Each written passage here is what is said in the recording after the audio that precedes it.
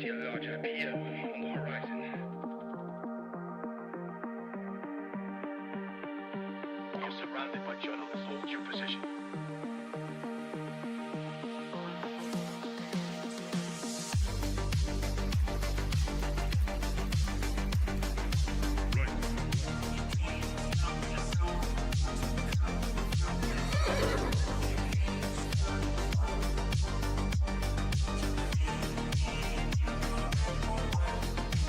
Misinformation.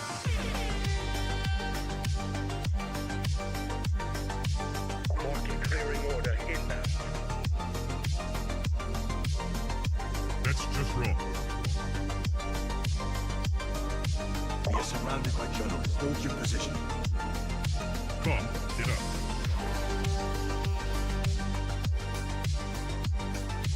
Trust the experts. Coatue.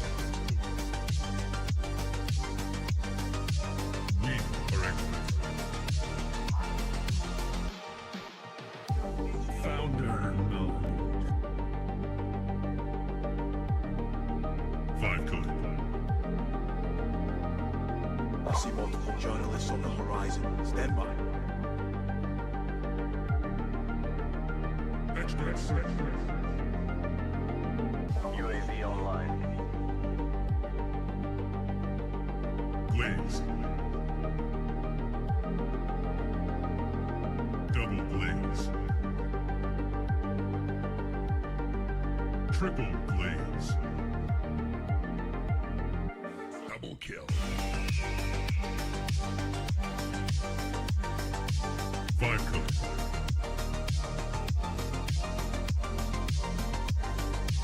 Wrong.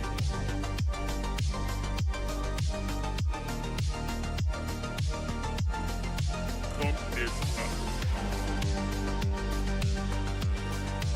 Glaze.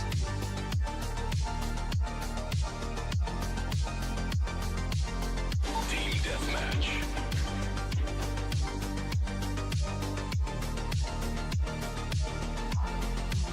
We are experts. Triple glaze.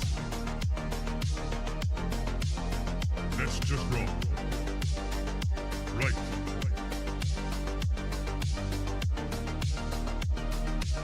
Marking clearing order inbound. Come, get up.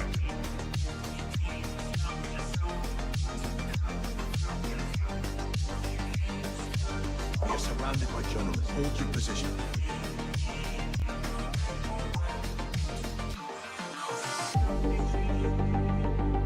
Strike 1. Strike 2.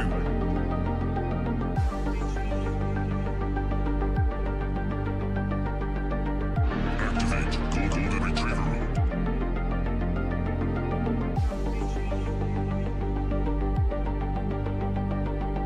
Trust the experts.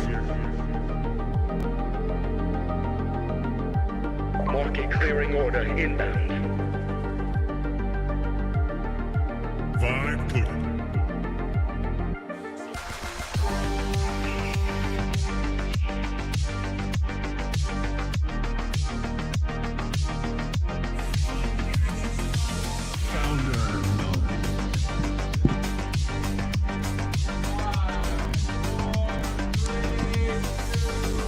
You're watching TBPN.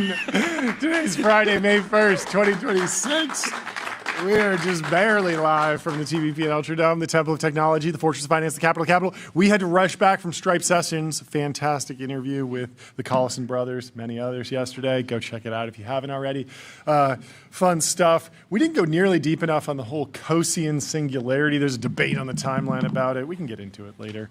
We need to have some more economists on the show to break it down for us. But this is their big pitch. Firms get smaller, and the future, the coast theory of the firm. Anyway, if you studied economics, you might be familiar. But it's jargon, and you're going to be hearing a lot more of it. Whole lot of mumbo jumbo. I'm not even going to try. I'm not even going to try with Jordy. Well, here's some less mumbo jumbo. Tech earnings. Quad kill, recap, 4 in one day. Last time this happened, I think it was 2020, 4 big tech companies all same day. It is random. No one really knows why. It just sort of lines up. It's like a solar eclipse. Can you use astrology to predict the next one? Potentially. You would have to imagine it's something around the alignment of the planets that causes More like the holidays. hyperscalers. More like the holidays, because books close, then certain things line up. Also, like NVIDIA is never in the conversation because they're always like 2 or 3 weeks later. But anyway, let's go through what actually happened. Google was the big winner. They absolutely crushed. The stock's up 10% in the last couple days. Really successful. And there's a few reasons. So the core business is still growing. Google search, this was the question of, is AI, are chatbots going to be eating into the core Google search revenue, the core business that drives all the other investments? The answer is unequivocally no. Google search and other revenue was No so far. 60.4 billion. Yeah. Up 19% year over year. I mean, 2 years ago, there was the whole like Google search is dead thesis. That has not been borne out, at least this year. Very, very strong results there. Then Google Cloud is like the major story. So much so that Tay Kim, when he did his earnings recap, he didn't even talk about top lines at Google, Amazon, and Microsoft. He just says Google Cloud revenue, 63% year over year. Amazon Web Services, 28% year over year. Azure, 40% year over year, and then Meta overall revenue, which we'll get into, 33% year over year. So he's not even looking at the rest of the business. All that matters for the 3 major public clouds are those cloud businesses, not even anything specific within the overall business. So, long story short, higher capex at Google, totally justified in a world of cloud acceleration. Backlog growth is huge. Cloud backlog nearly doubled to more than $460 billion. And importantly, this isn't like a 5-year, 10-year contract type thing. More than half of that backlog is expected to be recognized in the next 24 months. So really good news there. Google Cloud hit $20 billion, up 63%. Now it is smaller than Amazon, and that's why AWS is people are hunting for high 20 growth rates. Maybe it begins with a 3. In Google, it's smaller, so it can grow 63%, but that's still fantastic. And cloud operating income was $6.6 billion, which is very strong margin. So everything is looking good. Search durability, demand for AI infrastructure. It's the full stack AI play right now. Microsoft showed solid execution, but they didn't dramatically change any particular narrative. I think a lot of this goes to like the just naturally slow deployment of enterprise AI, but this is the focus for Microsoft. They are the enterprise AI play. Yeah, so, one thing was notable is they weren't heavily teasing anything related to the next Gemini release. Yeah, they wouldn't earnings tease call. that at earnings. No, though. they have historically. Yeah. So, anyways. Maybe they want to let the model speak for itself. Yeah, probably announced Gemini 4, I would imagine. Announced it. Or a coding Google specific I/O. model. Yeah, something there. I mean, there's certainly demand for it. They have the capacity. There's lots of opportunity. We'll probably be following that in 3 weeks when Google I/O happens. So, Microsoft. Investors wanted to see Azure growth, Copilot adoption, and a solid justification for all the capex. The stock's down 2%, nothing crazy, but Microsoft beat on headline numbers. Revenue was $82.9 billion, up 18% year over year. And from an analyst perspective, it was a clean beat. But there's more nuance here. So in terms of AI adoption, Microsoft added about Look at this beautiful 5 LED wall. million. John. Yeah, let's give it up for that. Still underrated. We ordered this bad boy maybe like 6 months ago. 6 months ago. It's Took been a while. quite a while. But it is fun. We need to figure Worth out the wait. more things to do with it. On Copilot adoption, this is the big question. So for Microsoft 365, like total seats, you think about Microsoft Teams, Outlook, like the standard Microsoft Enterprise seat. I think it's about $30 per user per month, competes with Google Apps Enterprise, right? But Microsoft's been doing this for much longer. They have 450 million paid seats. So in terms of Copilot, they added 5 million, which is great. They're at 20 million now, so it's solid adoption, but it's still small compared to the 450 paid seats. Ideally, like every seat would have a Copilot alongside of it. That's the idea, right? And so the question is, how quickly can they get that 20 million Copilot seats up to 200 million, 400 million? Ideally everyone has one of these add-on subscriptions, and that's lifting the overall business. Market reaction was a bit choppy as the new OpenAI relationship gets digested. And so there's two sides to the Microsoft OpenAI deal right now. Of course, OpenAI is no longer limited to selling just through Azure. Azure no longer has exclusive access to OpenAI models. OpenAI is now available on AWS as well. And it cuts both ways. So on one hand, Microsoft, they used to be the exclusive provider. If you're a sales guy at Microsoft on Azure, you're probably really excited to call somebody up and say, hey, you want to use GPT 5.5? We're the only place in town, like you should come over here. You should migrate more of your infrastructure. You should be using Azure. But it was probably frustrating because a lot of people say, no, we're locked into AWS. We are stuck in that cloud, and we'd love to, but we'll just use the API directly, or we'll figure out some other workaround, but we're not moving for this. Yeah, or people could be like, yeah, we're open to trying it, but it'll take, a couple quarters realistically to get ramped up. Yeah. And so from an Azure perspective, losing exclusivity is a negative, but from a business perspective, the more growth for OpenAI is good for Microsoft's equity stake in the company. And so these two tensions, like the capital balance sheet side of the business versus the Azure sales and acceleration side of the business, like these two are at odds. Not to mention Copilot versus Codex. Sure.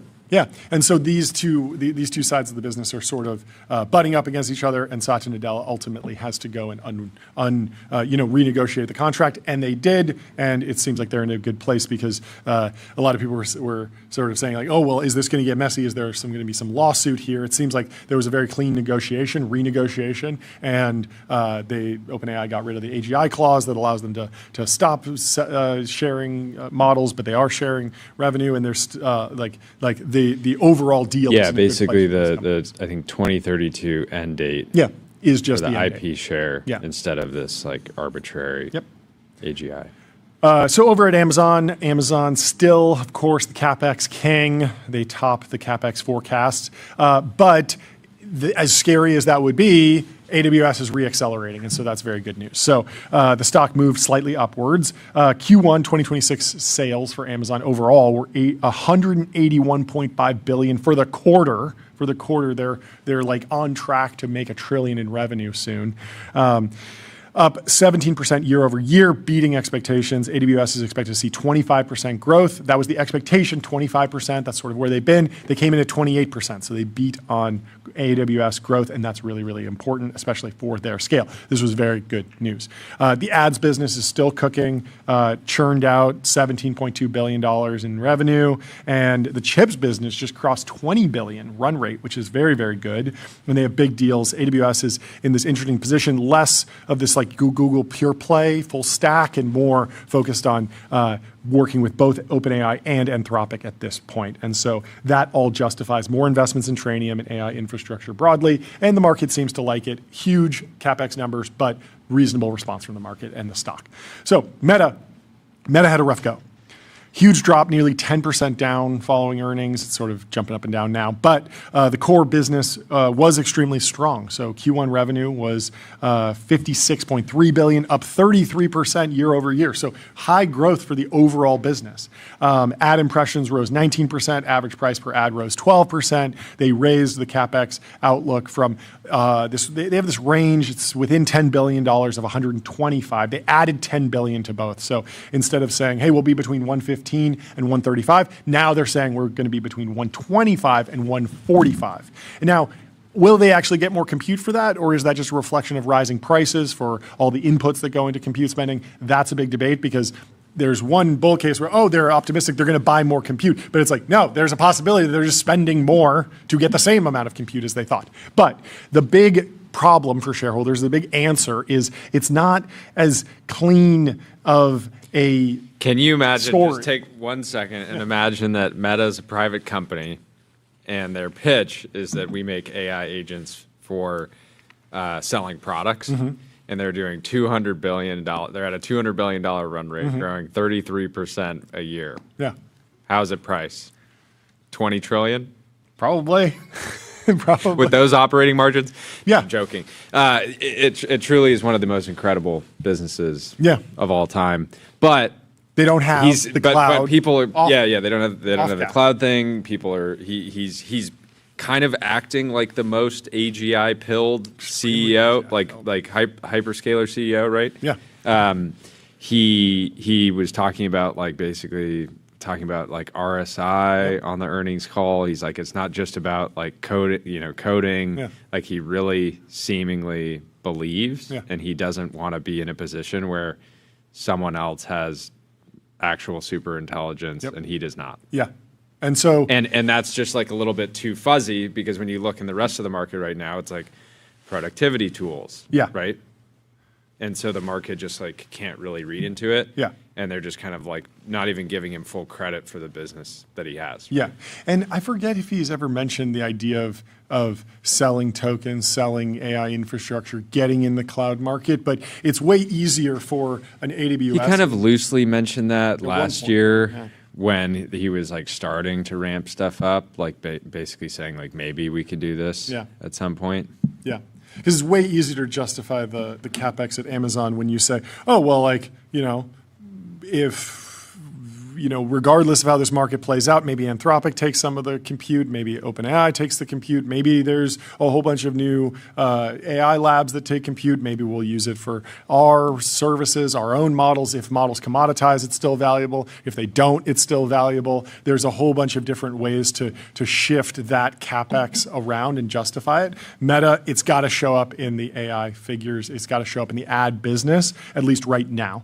And so there are questions about how the big CapEx spend feeds back into cash flow when the company doesn't have a platform with big enterprise AI contracts, massive RPO figures. There's not an easy place to just stuff compute necessarily and at least get a market standard return on investment.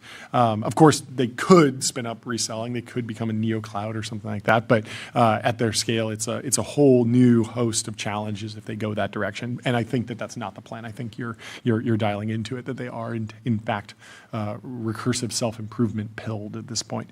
And so the other sort of tremor in the system was the fact that daily active people, which is something that it's not users anymore, it's DAP. Daily active people, declined sequentially since the first time that Meta began reporting the metrics. So less people were using Meta platforms this quarter than previously, but they had some good explanations for it. They said that there were internet disruptions in Iran and WhatsApp restrictions in Russia. And so this was not representative of a real change in internet user behavior. And I think we all recognize that is reality, in the sense that there's not some up-and-coming social network that's eating Meta Platforms' family of apps lunch, right? The TikTok threat came and sort of went.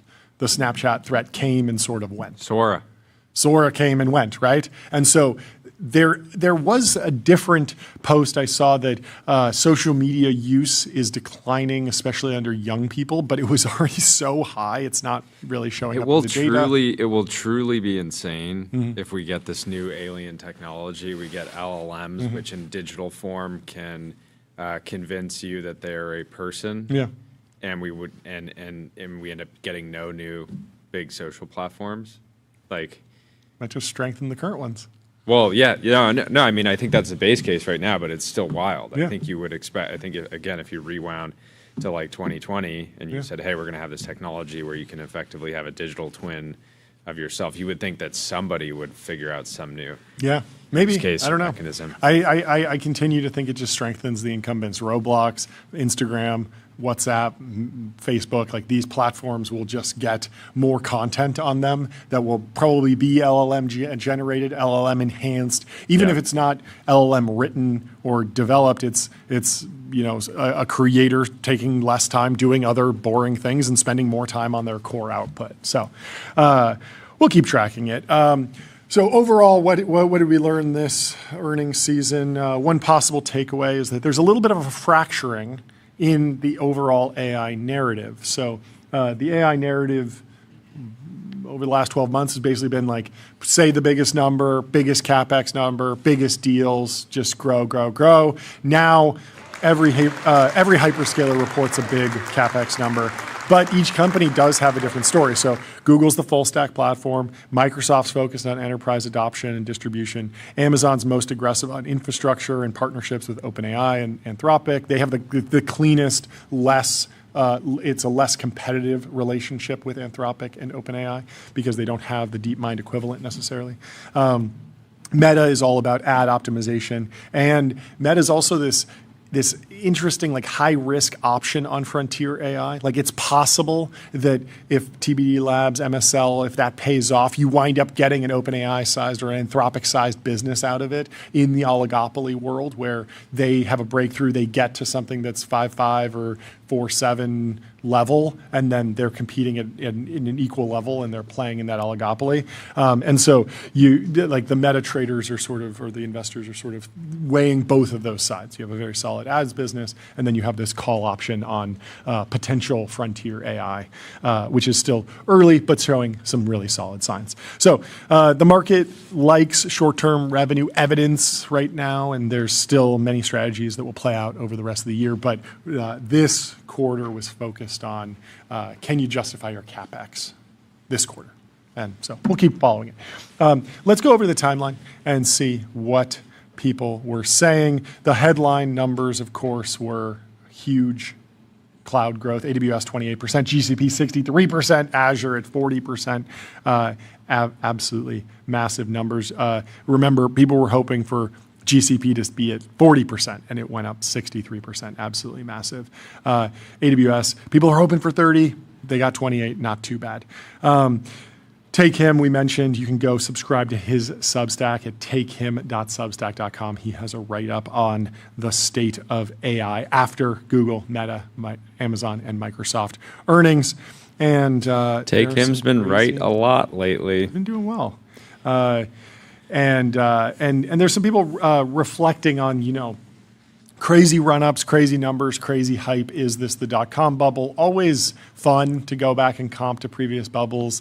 The dot-com one is still fresh for a lot of people because some people in tech were alive during it. Many people in tech were alive during it. But this poster, Ren, is comparing the price to earnings multiples today versus the dot-com boom. So today's Mag 4 PE ratios, the companies that reported earnings. Meta's at 16x price to earnings, Google's at 17x, Amazon's at 24, and Microsoft's at 25 price to earnings ratio. Compare that to during the dot-com. Microsoft was at 73x, Cisco was at 200x plus, Yahoo was trading at 800x earnings. The NASDAQ as a whole traded at 200 times earnings during the peak of the dot-com bubble. Today's bubble is trading at 16 to 25x earnings on companies generating hundreds of billions of dollars in real cash flow. Now they're drawing down on that cash flow, but even in some bizarre world where AI is a bubble and it's fake, and we all go back to pencil and paper, we'll probably go back to digital advertising and spreadsheets in the cloud and SaaS, and all of these companies will still benefit and be in a fantastic position. Yeah, the only thing that's or one thing that's imperfect with these comparisons is when you look at like the peak, you can say like, okay, Meta, Google, Amazon, and Microsoft have relatively reasonable PE ratios. Yeah. But if you look at the rest, you look at all the companies that have been started in the last like 5 years, especially in the private markets that have been marked up from, 20 to 100 to 500 to $1 billion and beyond. Many of them have absolutely no earnings. Yeah. And so you have to look at like maybe something more like a Yahoo as like a decent comp, right? Where Yahoo was trading at peak at 800x. Yeah. And so and there is some pushback in the replies here. Reasonus 4 says AMD's at 130, Tesla's at 350, Palantir's at 220, and Intel is at 900 times earnings. I know. So it's like very, very convenient to just take the four of the greatest companies ever in the history of the world and say like, there's no bubble. Like they're reasonably priced. Yeah, I think it is it is useful to go back to the fact that like there's a lot of hype in tech, but what's driving the vast majority of the market cap right now is still fairly low PE companies. Like Intel is so much smaller on a market cap basis than Microsoft, Amazon, Google, Meta, that even if you're overpaying on earnings for that, you like the overall market is anchored to a pretty decent earnings engine still. And that's like the bull case here. What else is going on? I'm excited. George Hotz is back with He's white back? pill. What'd he say? May 1st, he says, AI will create jobs. Says Okay. it's nice to see Jensen talk about this, and it's super obvious when you think about it. AI and immigration are fundamentally the same. There's new people showing up, and hopefully everyone understands how and why immigration creates jobs. Wants are effectively unlimited. It's classic Jevons paradox that if we make something more efficient, we end up using more of it. Or a cool aphorism I learned at Facebook, if you make the site 10% faster, people spend 5% more total It is time on funny. it. He worked at Facebook he was like an intern. It's part of the for a little machine. bit. Yeah. Now, just like you get the wah-wah crying people about how immigration lowers wages for native-born Americans, and we got to keep the hardworking immigrants out because you have some right to be lazy or something, you'll get this about AI. AI will outcompete some humans at some jobs. But protectionism is for losers. The important thing is that the overall pie grows and inequality stays somewhat in check, not by redistribution, but by design. There will be more to do than ever before. More to do than ever before. Can we pull up this video of Jensen? Yeah, let's do it. And In the production chat for you. Yo, you have it? Yeah, we can play it. Great. I'm excited for Eric Seufert's deep dive here. We'll get into that later. The He's, of Sufinator? course, the And reminder, we have the Isaacinator coming on in just 7 minutes. Mike Isaac has been covering the Elon Musk versus Do they OpenAI do- trial. Is and it we're like gonna a have 4-day work week with trials? It is. Are they It living is. in the future? It is. Wait. So can we pull up this screenshot? Because did you read Mike Isaac's full thread on his experience covering the trial? Did you read the whole thing? Because he's been live tweeting it, and it's very funny because he will post. So we got to zoom in here. This is a. Did you turn this into? I turned it into an infographic. So this is a minute by minute chronological log of off-topic / personal / minor inconvenience moments, because Mike Isaac will talk about, oh, Elon Musk just said this on the stage. Oh, the lawyer fired back with this. The jury said this. The judge said that, right? But then in between that, he has been logging very, very minor inconveniences that he's experienced. So he talks about his lunch, the roasted tomato and corn pizza. He says he forgot a pillow to sit on. Wait, he said corn beef? I don't know. He said he bought. That's a very Oakland thing. At 16:07:45. This is transcribed from X, so I think the times are UTC or something. He brought a water bottle but forgot to fill it in the rush for a seat. Now he's increasingly thirsty during an intense moment of testimony. Someone's laptop suddenly blasted a loud YouTube video in the gallery. This is a garden hose nozzle, it said. Courtroom mishap. So he's going through it all. It's very fun to track his. And we'll dig into his experience, both in the court and actually with what's going on with the case. But let's play this Jensen clip. This sounds fun. Jensen is insisting that jobs will be created in the future. Let's see it. What does he have to say? There's the things that are said are very counterproductive and in fact hurtful. On the one hand, Wonder who he's talking about. maybe a scientist thinks that by warning people that AI is going to completely permeate and proliferate across radiology, and therefore radiologists are going to get wiped out. On the one hand, that might be considered warning and therefore helpful, but in fact, the counter would have been hurtful. If we convinced everybody not to be radiologists, and we now need radiologists, that actually is hurtful to society. It is hurtful if we convince all the young college graduates to not be software engineers, and it turns out the United States need more software engineers than ever. That's hurtful. And so we have to be mindful of how we communicate the importance of this technology and what it's able to do, to advocate for policy and advocate for guardrails on the one hand. On the other hand, scaring people with things like saying nonsensical things which are not going to happen, that this is an existential threat to humanity. There's 20% chance that is existential. That's ridiculous. That it's going to wipe out 50% of new college grad jobs. That it's going to completely destroy democracy. I mean, these kind of comments are not helpful. They're not based. They're made by. Who... He's subtweeting in real life. He's not vague posting. He's subtweeting. I do think the 50% numbers are so funny because it's like 50-50 is like the most neutral you can be about some prediction. It feels like, I mean, I get that it's not, in that case, it's like 50% of jobs, but whenever you issue like a 50-50 proclamation, it sort of tells you nothing. Like we were looking at like the prediction markets on the trial and we were like, oh, it's 50-50. Okay, so that actually doesn't give me any information about what's going to happen in the future. And it's very easy to make a prediction that's like, oh, I predict this will happen 50-50. And then if it doesn't happen, you can be like, well, yeah, 50% chance it wasn't going to happen. Like I had it really high that it wasn't going to happen. And then you can also say, you know, I predicted it.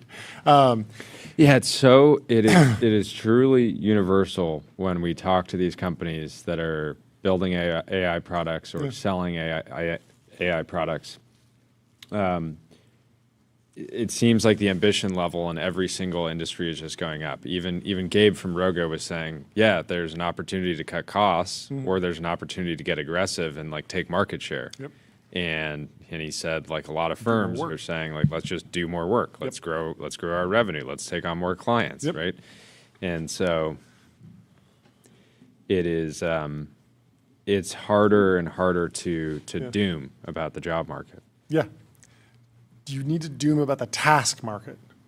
If you're, it's over for tasks are getting automated. No, it's serious. Like there are tasks that, like the reading of the X-ray or whatever it was, the radiologist scan. What do they actually read? Is that an X-ray that they're looking for tumors in? You know what I'm talking about, right? The famous Hinton. Yeah, I don't know if it's technically an X-ray. It's not, right? It's a CAT scan or something? It's some scan where you can look at they do a scan. And of course, image generation and image models are very good at detecting cancers. But that is just one of several tasks, many tasks that a radiologist does throughout the day. And so radiologists are currently making more money than ever, and they are in more demand than ever. And I was telling you before the show about truck drivers. They don't just drive the truck. There was a survey that said 70% of them carry weapons because they are effectively they are security guards for the truck, as well as probably a bunch of other things that you don't think about, light repairs on the truck, stopping for different things, rearranging things in the back, making sure that the load is like balanced and whatnot. It's not in the car, purely just. If you're driving with kids in the car and you drive by a big truck on a road trip, you can go like this. Yes, and then that's another thing that the self-driving truck needs to do. A computer could never look out the window and see some kids in the car and honk. But I mean, we'll see. Anyway, we have Mike Isaac in the waiting room. Let's bring him into the TBPN Ultra Dome. He's at the New York Times. Mike, how you doing? Yo, what's up? Good to see you. Great to see you. So wait, so what's up question. with so 4-day work week? Are they living in the future? Yeah. Is this universal basic vacation days? It's court is incredible in that I got to sleep in till like 9 a.m. today, which was great. But I made up for it because like literally every day this week, I've gotten up at 5 o'clock in the morning to get my cold ass down to the Oakland courthouse and stand outside for 2 hours. So I don't know, but it's fun. How does it work? Who gets priority? Is it first come, first serve? Like if some random person shows up before you, they can just get it, and then you're just out, or do you get to like show some sort of like press? Like, how does it work? Yeah, I wish I was cool enough to like cut. Well, here's the thing: you should get an artist pass, VIP pass. Yeah, right. No, not VIP. Artist pass. It's a level above. Okay, artist pass. So there are 20 reserved seats in the front row for press, but the issue is. Only one person per outlet gets it, and we are doing like live blogging for like the big moments, like opening statements, and for Elon. Yeah. And so myself and my colleague Cade came on the whole first week, and so we've had to trade off. He's gotten the like press skip the line thing, and I've been with the other folks in the 30 unreserved seats in the back, and that are watching YouTube videos. Good. Yeah. Oh my god, or literally or Stripe sessions. literally, one dude fell asleep. I was actually impressed. Fell asleep. Yeah. It seemed pretty no, it's entertaining. You didn't seem like you were falling asleep. I was keeping up on through the live blog. You reading my nightmarish Twitter too? It's been fun, honestly. Have you guys ever done like court case things, or have you ever been sued or been in court? I've never been in court. I went to mock court in high school where everyone picks a role. I think I was. Yeah, we LARPed in court. Literally LARPing in high school. But other than that, never. This whole time it seems insane. Like with the recent NASA the moon mission, I was like, this should be a live stream plus a pay-per-view for the key moments. Yeah. For this trial, it's like we have huge budget deficits and we have these incredible media products. Why are we not doing pay-per-views, right? But that's the funny thing. Oh, I was just gonna say that's the funny thing about like federal courthouse stuff. Like, there's a lot of different rules around filming and electronics. I covered some cases in DC, and I can't even bring a laptop or phone in those courthouses. So like, this is actually a very permissive judge just because she believes in like press access and stuff. And there's way more access than you would normally get in federal court cases. Okay, so you've been to these court cases before, but if I follow your Twitter, it feels like you're making a bunch of rookie mistakes. You only had egg bites at 5:30 a.m. Your bite energy's wearing off. You forgot your butt pillow. You forgot to fill your water bottle. Like, is this amateur hour or are you a professional? What's going on? I think that you guys might know me well enough that is kind of how I operate most of my life, like kind of chaotic, but it is focused on the important stuff. That's right. Yeah. I mean, look, I can file. I may be like bleeding and hungry, like limping across the finish line, but I'm tweeting for you. What are some like high profile cases that stand out that you've covered in the past? So I got to do, let's see, my first one was insanely boring but important. The Apple versus Samsung thing back in the day, and like them suing for Samsung copying like literally everything they do. I did Dallas. Actually, Zuckerberg's like, I think maybe one of his first testimonies on the stand when ZeniMax was suing Meta for the Oculus acquisition. Right. Remember that? Yeah. Palmer Luckey. And that was in Dallas. That was super fun. That I almost got kicked out of the courtroom for tweeting. Whoa. And then I did the DC FTC Meta one, and I almost got kicked out of the courtroom again. Actually, I did get kicked out of the courtroom for wearing the Meta Ray-Bans. These are not it. But I wore the Meta Ray-Bans. And then they started putting, I was fucking super stupid for doing it. But then they started putting signs up saying, do not wear these glasses in court. But you weren't, you were just using them as glasses, or you were being sneaky and you were recording? No, I was like, look, I can't record. I won't record. I was trying to play by the rules. And like they are my prescription glasses. The bailiff was like, it's too much. It's too high risk for them because you could have like turned off the light or whatever, or something like that. Talk about the fans. Are there really Elon Musk fans in the courtroom? Like, what motivates someone to go and watch that live? Is this their UFC front row ticket? Like, why are they there? So you guys would have fun. Like, it actually is. A lot of court cases are boring to people who don't care about this stuff, right? Like, you and I may be super into, like, the FTC trial was super fun for me because it's like, oh my God, Mark Zuckerberg emailing Sheryl Sandberg and talking about Path. Like, this is incredible. And like, the average person has no idea what we're talking about. But this is like a circus. There are people who genuinely love Elon or are genuinely worried about the end of the world happening. And I think it's a really good thing that there's public access to these courts. Like, I think like the average person can come in and show up. And that's what I think after the buzz of Twitter and like people seeing that this is an event, we got a much longer lines and like folks who are local, like just like I know a PM in tech from Meta that came. I know like a guy from Box made it in. Just if you get a seat, if you get there early enough and you can get a seat and you can just hang out. It's like, and I think it's really great. I think it's great that people are there for it. You know, it shouldn't just be me. Yeah. What about the jury? Does the jury seem excited and honored to have the opportunity to be a part of a case like this, or are they nodding off? It'd be so funny. It'd be like so out of just like off the internet. Yeah, to make selection, that you you're can't like, be super Sam, biased. You're who? probably not a PS. Who like Sam? This guy Sam and Greg and this guy who makes cars, and I don't even know what they're talking. Whole bunch of mumbo jumbo. Like, there's got to be one person on the jury that was just so not tapped in that they're just confused. Yeah. I think jury selection was super interesting for that. I can't say, it's actually interesting. I can't say too much about the jury right now because like there's all these rules about. Oh, sure.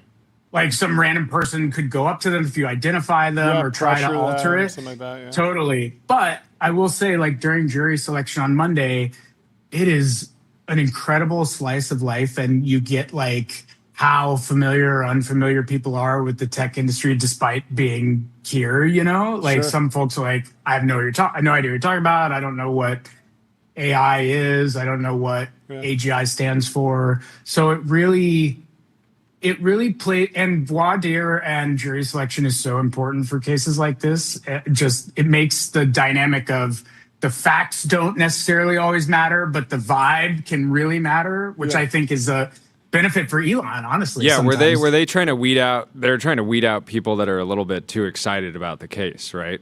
You want the people that are like in order to have but then talk. I didn't understand why is the jury just like giving like an advisory decision? What is the history of like why do you have a jury when the judge is ultimately going to make the final call? It feels like just kind of putting on like a show, because like theoretically the judge could just sit through a bunch of depositions and make a call. Yeah. Sure. No, I think so. I do think they want, more often than not, want a jury of these CEOs and companies' peers to be the deciding factor in what they feel like is good for a civil claim. Like that, I think, is fairly standard. But to your point, the judge can throw out their verdict, which and judges, I don't think, tend to want to do that because like they want to have reliance on, this is the public should have a say in what goes or whatever. But the judge can do that. I will say also she is responsible for if OpenAI is found liable, judge decides on remedies, damages, and things like that. So she still has an active role in that regard and in steering the case. But I really do think that courts often prefer or often appreciate a jury of your peers making some of these decisions. So I don't think it's going to be like completely disregarded is what I would say. Yeah. How has Judge Rogers done so far in your view? Just reading the live blog, she seemingly has like zingers, and, like, pretty like good like one-liners. I'm just like kind of imagining what it's like in there because obviously I'm just reading text, but she's had like seemingly like some pretty good comedic timing. Yeah.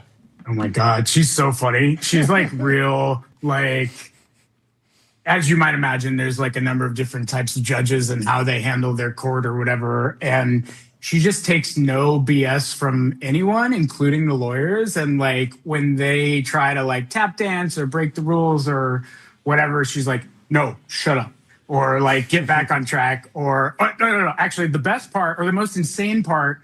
So one woman in the overflow room who was it was a civilian going to attend and watch it, started recording, which is, again, against the rules, if not the law in a federal courthouse. Yeah. So the judge brings her in front of a room of like 100 people, just like dresses her down, yells at her saying, did you not see any of these signs? What are you doing? I will kick you out. It was like, I would have like peed my pants and started crying if she had done that to me. It was deeply intense. It's teacher, berating a student. Yeah, classes in session. Classes in session here. It was brutal.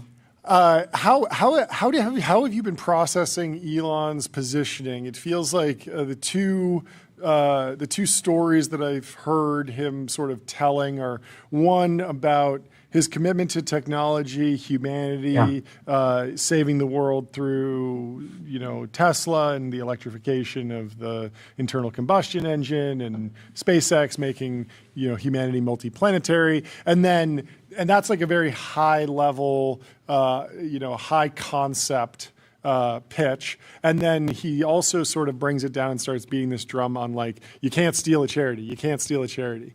Is that the correct framing, that he's trying to go like high and low there? How much have he been beating each of these drums, and how useful is that?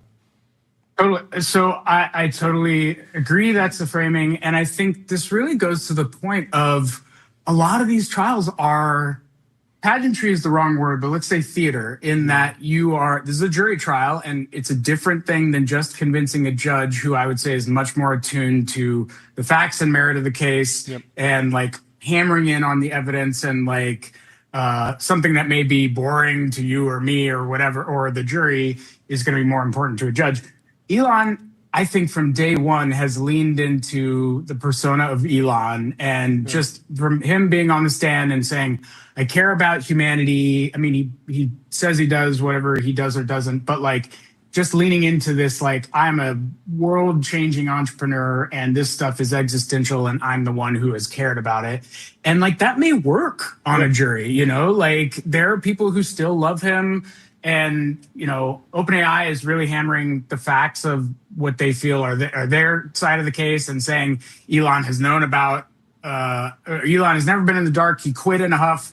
He's made it very clear he hasn't been there. He's trying to sue now, or he's trying to file this claim now because he's catching up, because he's behind as an XAI competitor.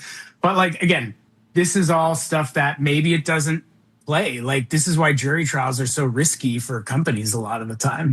It's really, it's fun for me. It's probably not fun for everyone in there, but it's fun to see it play out, if that makes sense. How did the distillation comments come up? That was the news of the day yesterday. You guys obviously were attuned to it. You broke it, right? I think I did. Yeah, I think it was one of those things where I was like, holy shit, this is news. And I think like folks like started figuring it out, but I was like, got to put it on Twitter. And so the point, so Bill Sabat is lead counsel for OpenAI.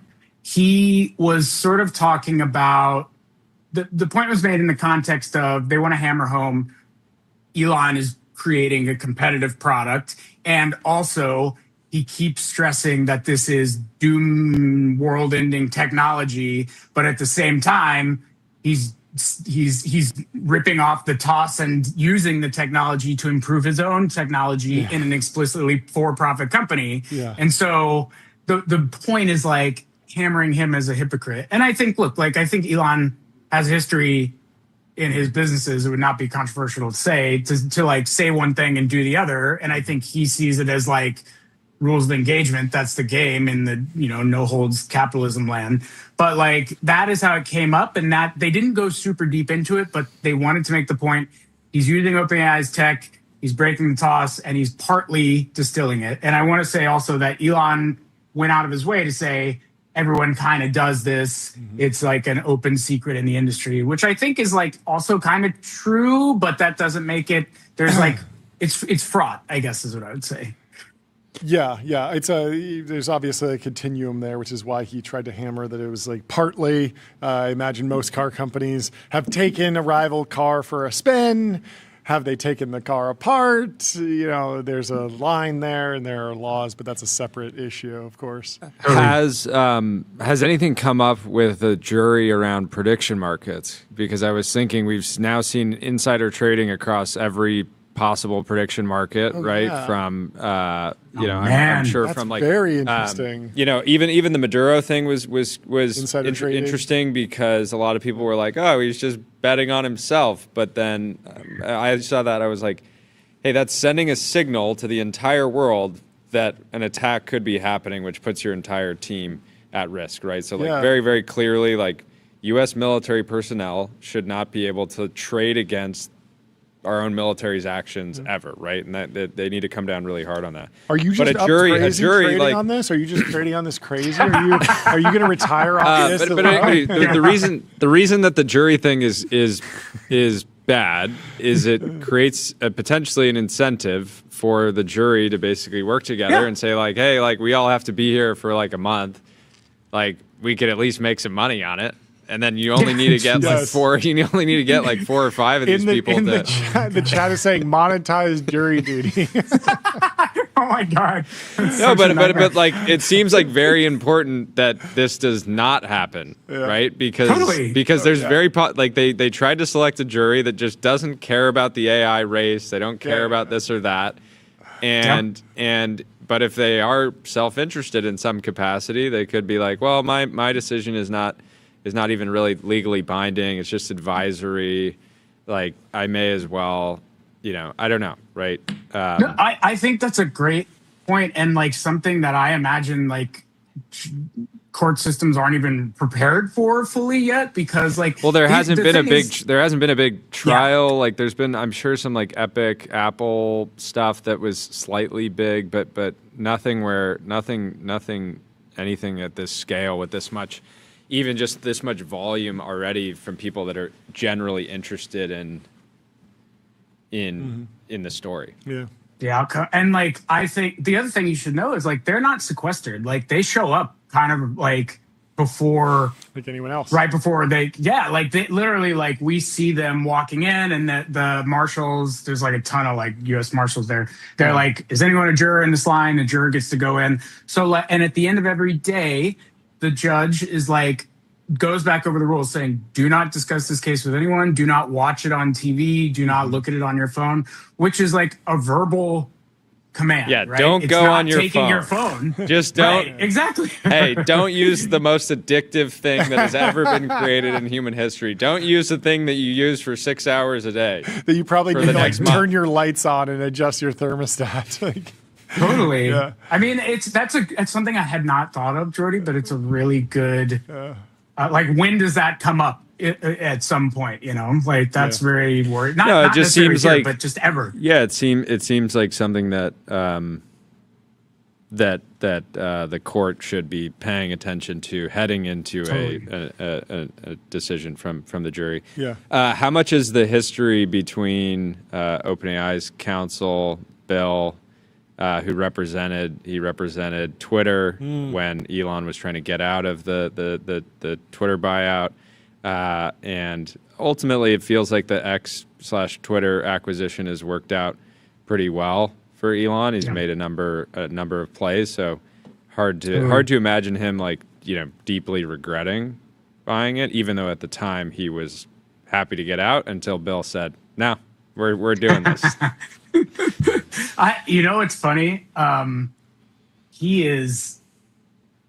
I can't underscore enough how different the tenor change. I mean, look, it's like it's opposing counsel, so it's always going to be different. But Elon went from like, I am a entrepreneur, sort of like rosily explaining to you what I think the future should look like, and like very concerned for the future of the human race, to like openly antagonistic to Savitz's questioning, and the thing that I'm very curious how this plays with the jury is like Elon was he's like, I'm a literal guy. Like the questions they're asking me are like too complicated, or like they're not yes or no questions, which is like fair, like as a grievance, but also the thing he either doesn't understand or doesn't care about understanding is that that's just lawyers. Like that's the whole point of a cross-examination, is to ask these questions as reductively as possible to get a type of answer they're looking for. And his job, or his pre-trial sort of discussions with his own lawyers, is to know how to navigate those essentially while also telling the truth. So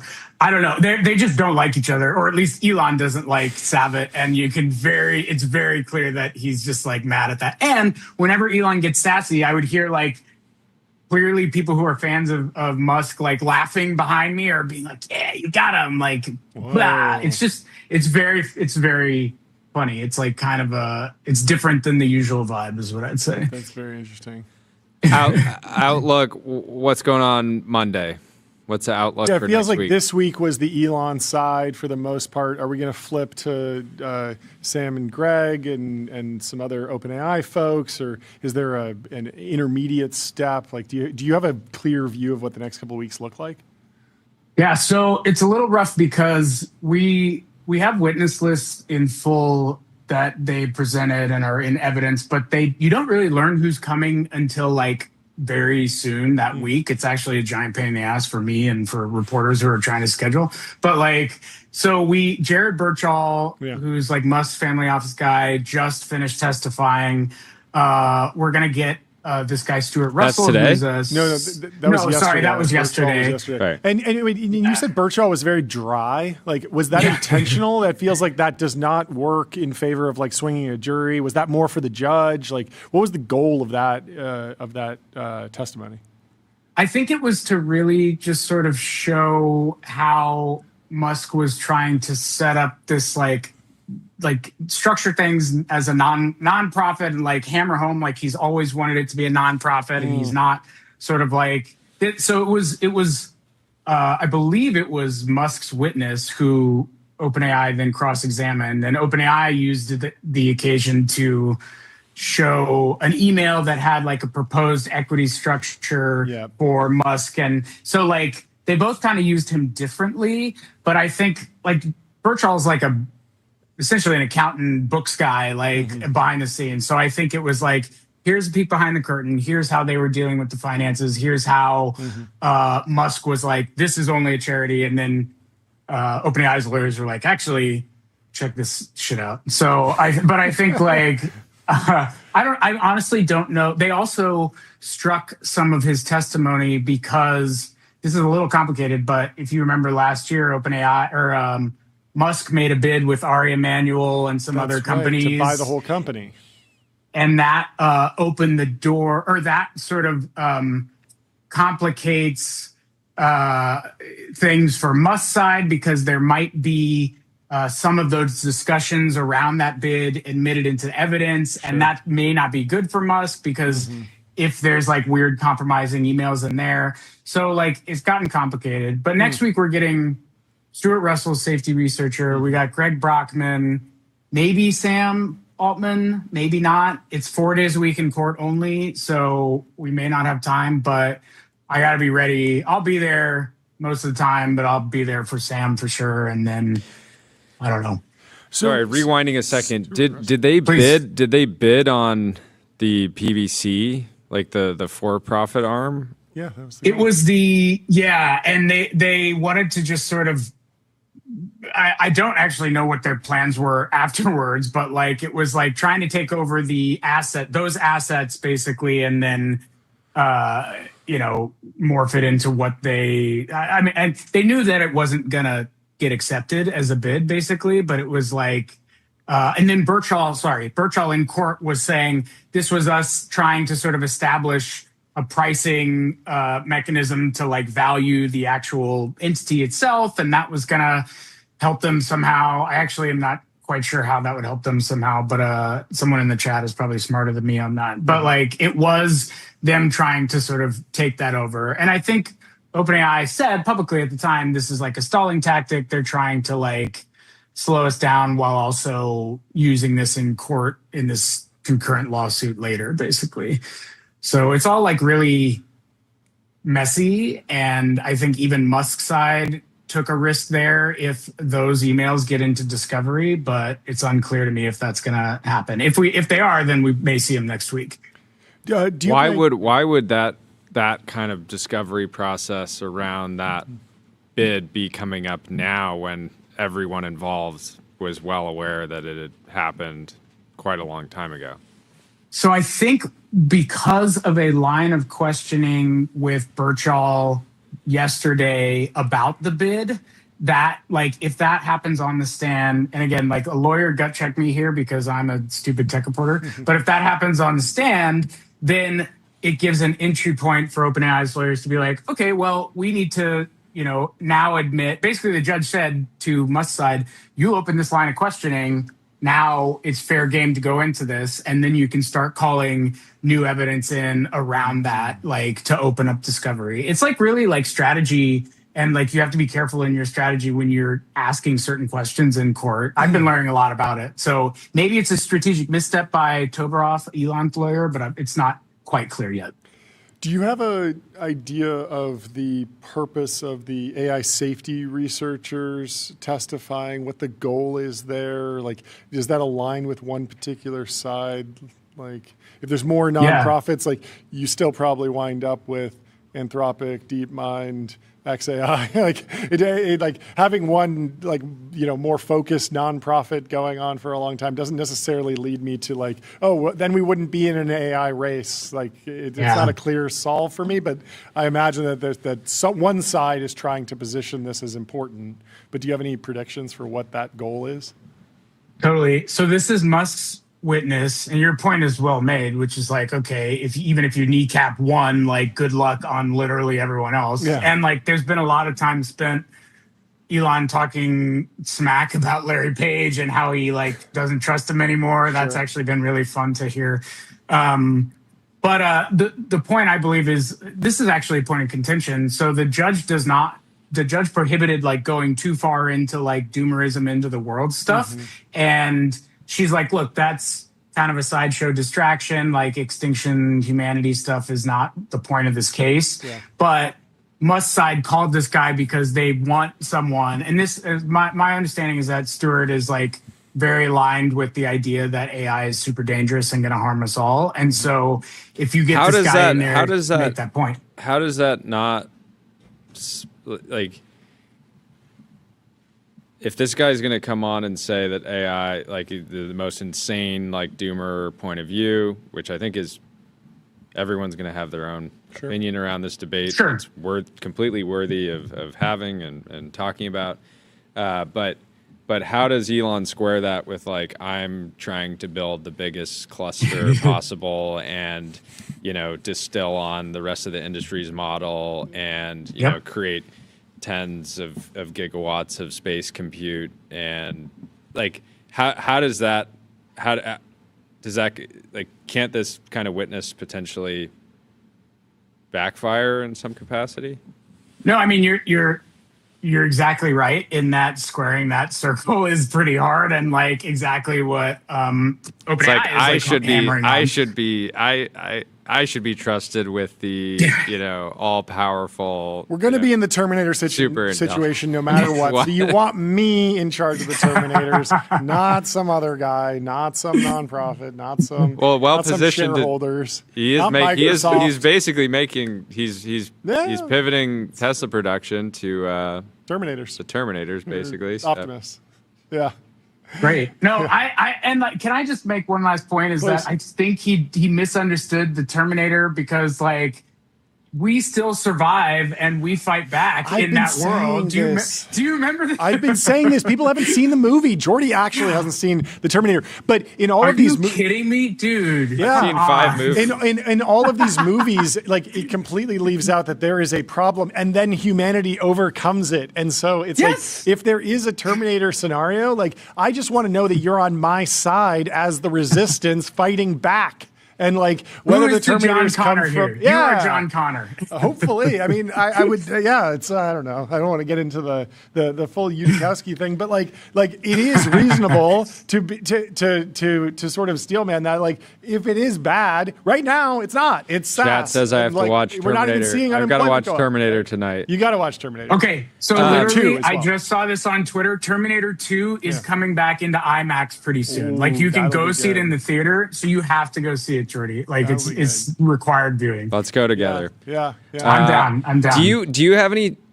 I would say that so far the trial is less. I mean, it's hard for the trial to go very viral because there's no audio, video, and it's just like live blogging. And you can imagine some of these scenes, like just the stuff that you're typing. I'm like, if that was on video, that gets like 50 million views in like in a few hours on X, across a bunch of these different aggregator accounts. But 100%. Part is maybe part of the, like my feeling is like it's just so like I feel like the entire tech industry is like, it's just kind of depressing to see these groups like fighting in this way when we have so much bigger we have so many bigger problems as an industry, right? The big problem being like public perception of AI is like already so bad. Like people, don't like, people. I saw some protest signs that were like, no matter who wins, we all lose, or something like that. And, like, there's some very negative stuff. And, I mean, I totally agree. And I do think actually, everyone, not everyone, but like many in the AI industry have started realizing, oh, we have, like, not everyone loves us. Like, this is a perception problem in a lot of ways, which like to me is funny because like I not that I'm smart, but I feel like I've known that for a little while.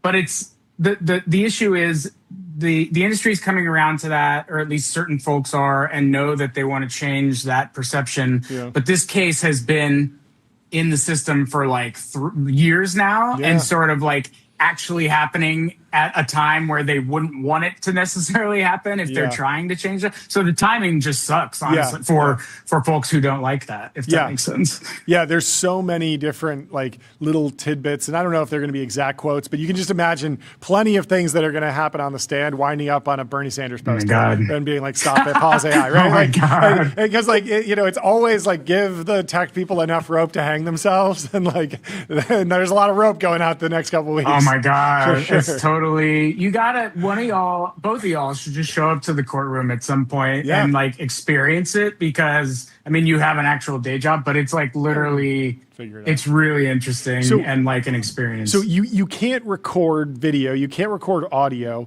but is there a world where you have like 5 of your own stenographers there taking a perfect transcript?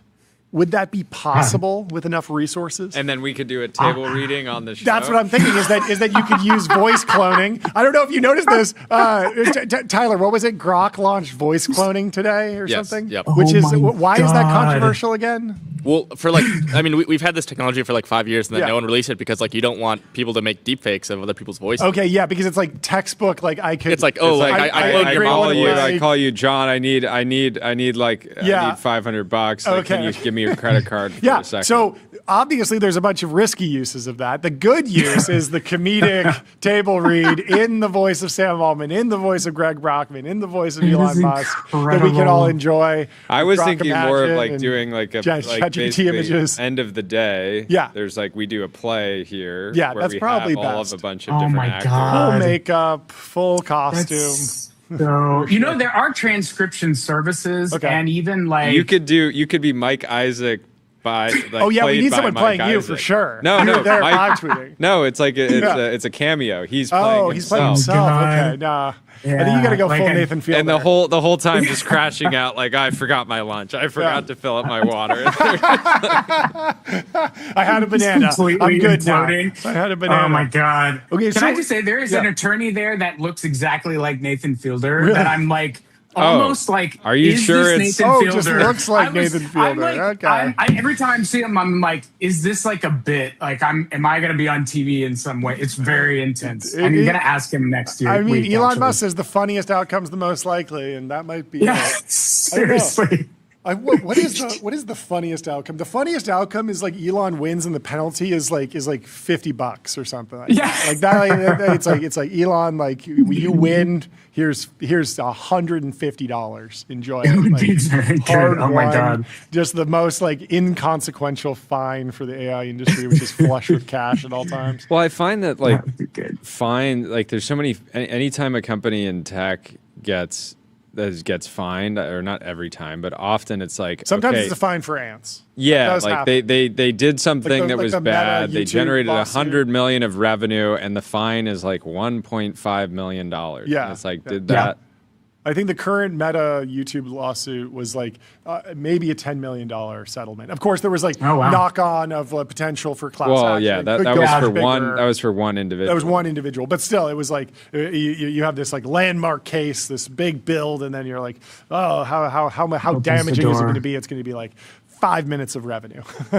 But the stock actually in Meta earnings as far. I mean, there was a lot of shit that took the stock down, but like I think one of them was them saying like, this might have a material impact on, like, these cases, Yeah. like, may have a material impact in the future if Yeah. it opens the door. Da, da, da, da. no. So, like, yeah, I agree. Like, it's always, remedies are always like, it can be existential from a financial point of view, but also just from a, guess what, this is about to become your whole fucking life for the next 10 years or whatever, if that makes sense. Yeah. We talked to a law professor who said, like, the question is, does social media exist in the future? Like, this is an existential moment. I'm not sure that we're quite there, but there's definitely a risk, and you need to consider that if you're an investor. Totally. Anyway.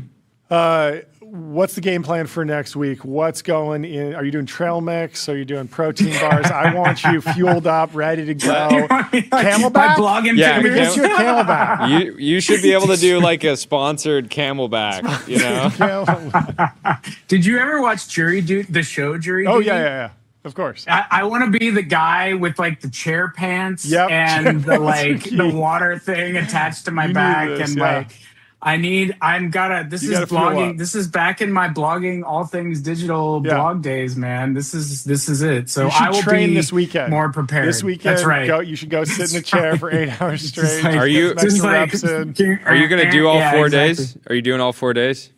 I think we're gonna switch off a little more. I apologize. I will not be my like disastrous falling apart self every day of the week. Just maybe 2 days of the week. So, Kate, you should follow Cade Metz, my other colleague who's Of there. course. Although he is much more put together and does not tweet like a person off their meds like I do. So it'll be a different vibe each day. But I will be there next week. Yeah. Last question: is this book material? Does it rise to that quality?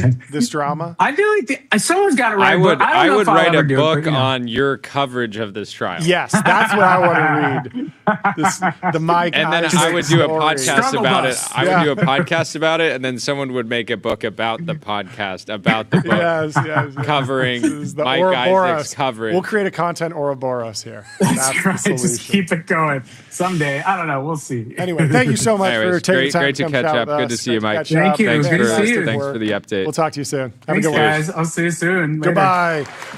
We're running late, but we got Kyle Harrison in the waiting room. Let's bring him into the TBPN Ultra Dome. He wrote a book about the Anduril thesis, 300 pages of defense tech lore, history, knowledge. You know what's more valuable than any of these cars up here in the Hollywood Hills? Knowledge. And you wrote a book. Tell us about it. What was the process? What was the thesis of the book, the Anduril thesis? It was an incredible experience.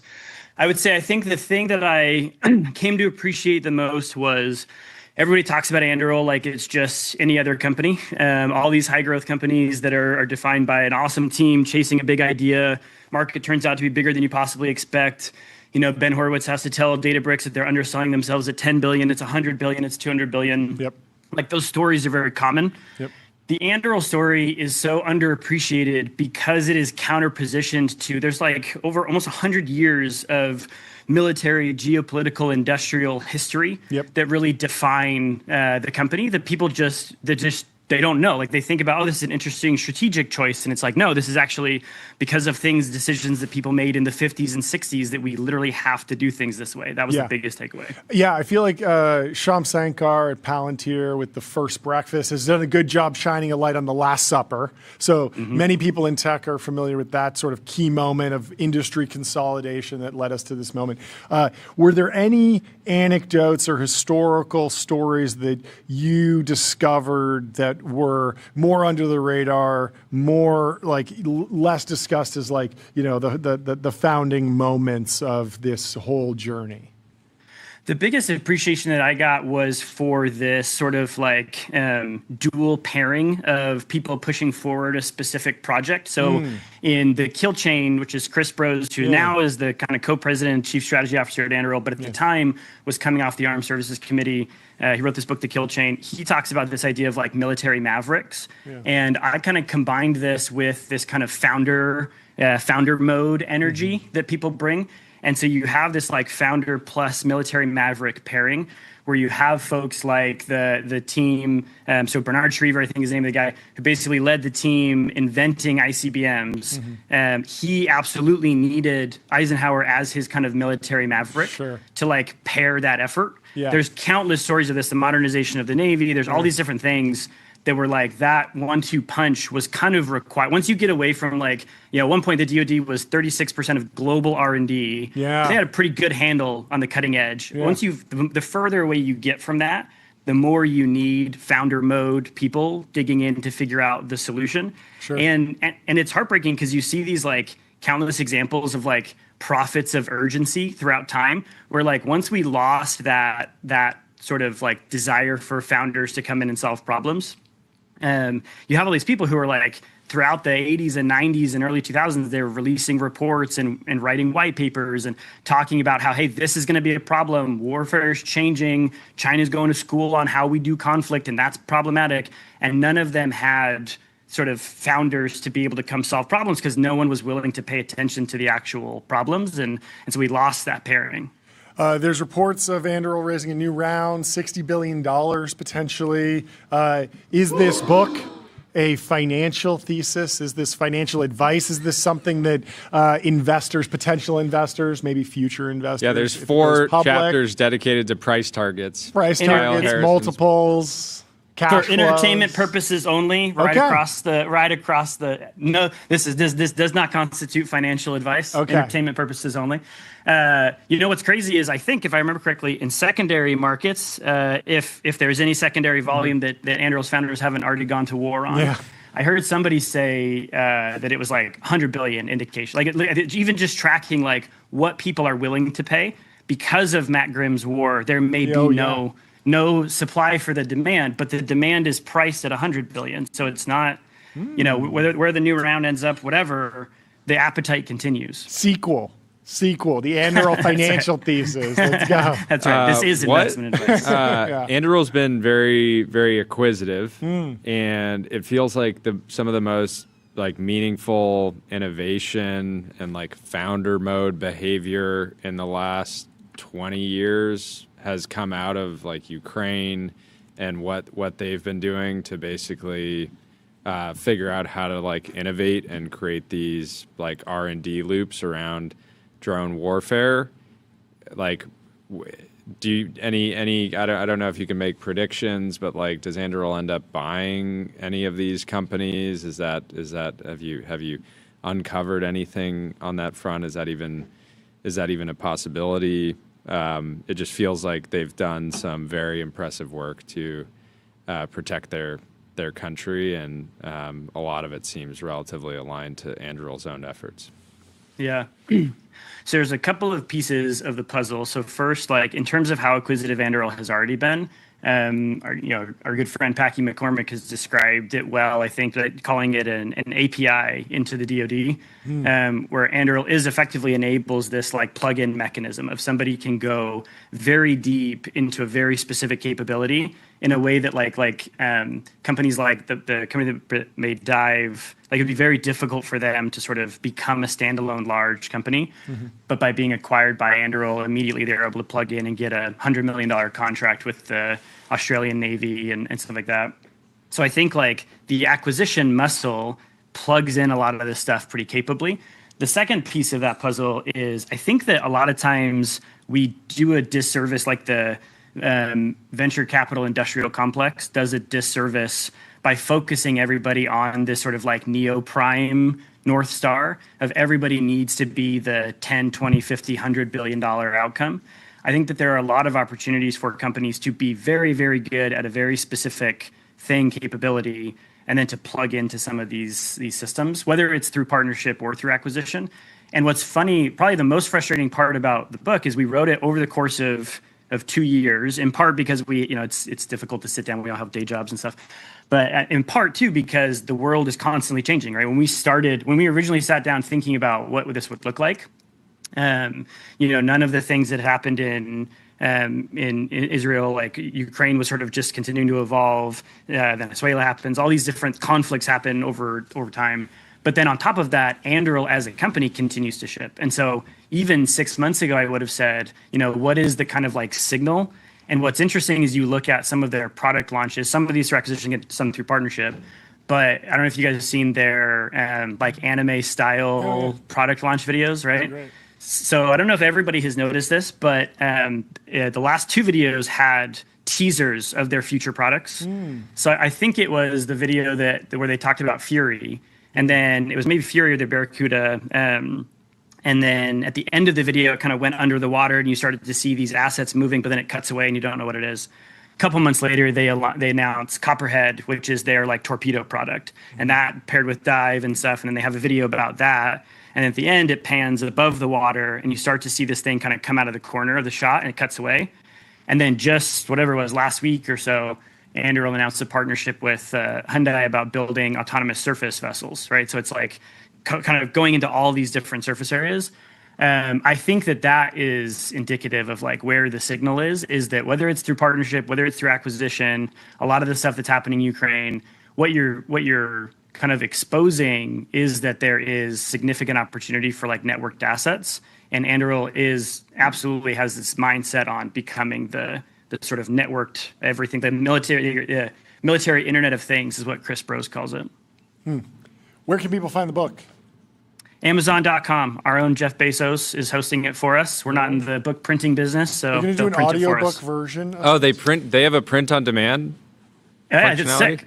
It's great. Cool. You put in the thing. It takes a lot of You tweaking. thinking what I'm thinking, John? What you're thinking. It's pretty good. I'm telling you what. It's time to ship books. You got to write a book about TBPN, the novelization. We want to make ad-supported business books.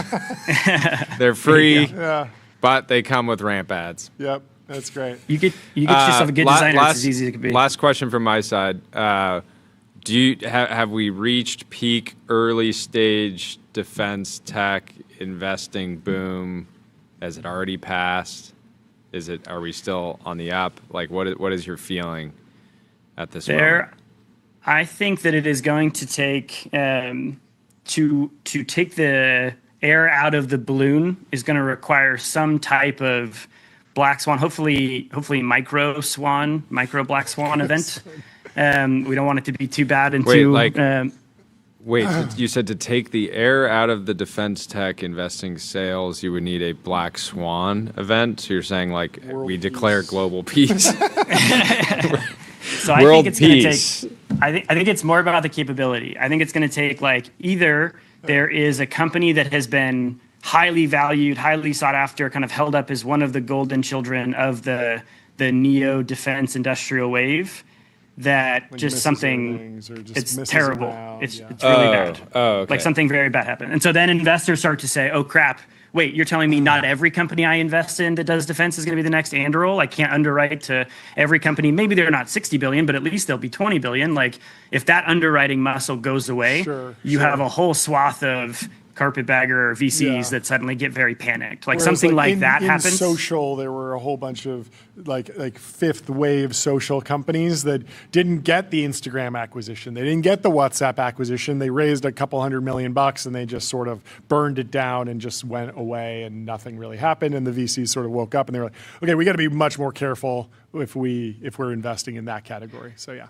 Yeah, because I think the problem is like there are sort of like three varieties of VCs are in and around like defense tech more broadly. And it's like the people who invest and get it and they're actively they understand the like moral implications of the types of technology they're investing in. Then there are still people who have said, we will not invest in weapons. We don't want to invest in defense, whatever. It's this middle ground tier that is problematic. It's these people who they have no real philosophical weight behind why they do what they do. They just see big number and pursue shiny object regardless of consequences. Line go up. Well, we hope that the line goes up on your book sales. Head over to Amazon.com and buy The Anduril Thesis by Kyle Harrison of Contrary. Thank you so much for coming on the show. Can't wait to see you soon. Great to see you. Congrats, dude. Goodbye. Thanks. Up next, we have David Marcus from Lightspark. He's the co-founder and CEO. And he's launching Grid Global Accounts, a Bitcoin-powered system enabling global USD accounts, cards, and cross-border payouts. We talked a lot about crypto payments yesterday. We'll let you introduce the business yourself. Again, welcome back to the show. Give us the update on what's going on in your world. Great to see you. Thanks for having me back, guys. Well, look, so the big announcement we had this week, so Lightspark has been around for about 4 years, and in the last 4 years we've been building connectivity into payment systems all around the world, like 65 countries now. And The announcements that we added this week is Grid Global Accounts, which is basically a global dollar account that any platform can issue and give to their stakeholders. And that dollar account is what I think is the most powerful money account ever created, because you can move money in real time to 65 countries, payment systems, like really at any time of the day or night. You can move money on any chain with any stablecoin you want. You will have a Visa debit card that can allow you to spend that balance at 175 million merchants around the world that Visa supports, and Lightspark is becoming a principal member of the Visa network as part of that process. And it's got like this nice feature that enables those platforms to actually be ready for the complete change of interfaces as we move from websites and apps to conversational interfaces driven by agents. And so this idea that you can delegate safely money to agents so they can buy things or send money around the world for you is really part of that whole Grid Global Account platform that we've announced and launched this week. Very, very cool. So when did you guys start thinking about this opportunity? Obviously, everyone's thinking about stablecoins. We have more regulatory clarity than ever. Was this always on the roadmap, or did you guys start to get customers saying like, "Hey, we want support for stables and not just BTC related products"? Yeah, I mean, look, I think we've been working on stablecoins for a long time. But the concept of a global dollar account that can actually live everywhere is really novel. And like there was no chance of us like actually doing that like even 12 months ago, because like the prerequisites, the stars were really not aligned, right? And right now with the Genius Act here in the US, with MiCA in Europe and similar legislation all over the world, plus really, really great embedded wallets, like, the self-custodial wallets of like 2 years ago, where you had a seed phrase that you could lose and you would never give that to a family member because like they would lose money almost invariably. All of that is gone, right? So now you have really great wallets that you can log in with Google, with Apple, with a passkey, with any login that's familiar and never lose your keys or your money. And the last part of it is actually really stablecoin-backed debit cards, where the networks have really leaned in hard on, and like now gives us an opportunity to really basically connect those dollar accounts to 175 million merchants around the world, making that balance really useful for anyone receiving money on them. Yeah, very cool. Is the pivot from crypto miner to AI neo cloud that's happening across the industry having any sort of effect on crypto markets? Or is that because we talk to companies all the time that are compute constrained, there's this CPU crunch, there's GPU crunch, there's backlogs for power, and data centers are delayed, and that's what's going on in the AI world. But Bitcoin as a network needs compute as well. Many other chains need compute. And is compute scarcity bleeding over in any way to the upside or downside? I don't know the effect at all. Does it matter, or is there enough compute for crypto to do everything that they want to do as a community? Yeah, I mean, look, proof of work is definitely, and so more specifically for the Bitcoin network, proof of work is definitely using the level of energy that at times will compete with like AI data centers. Sure. But the hardware is like started GPU based, but it's very ASICs driven now. But on the energy side, definitely competes for the same source of energy.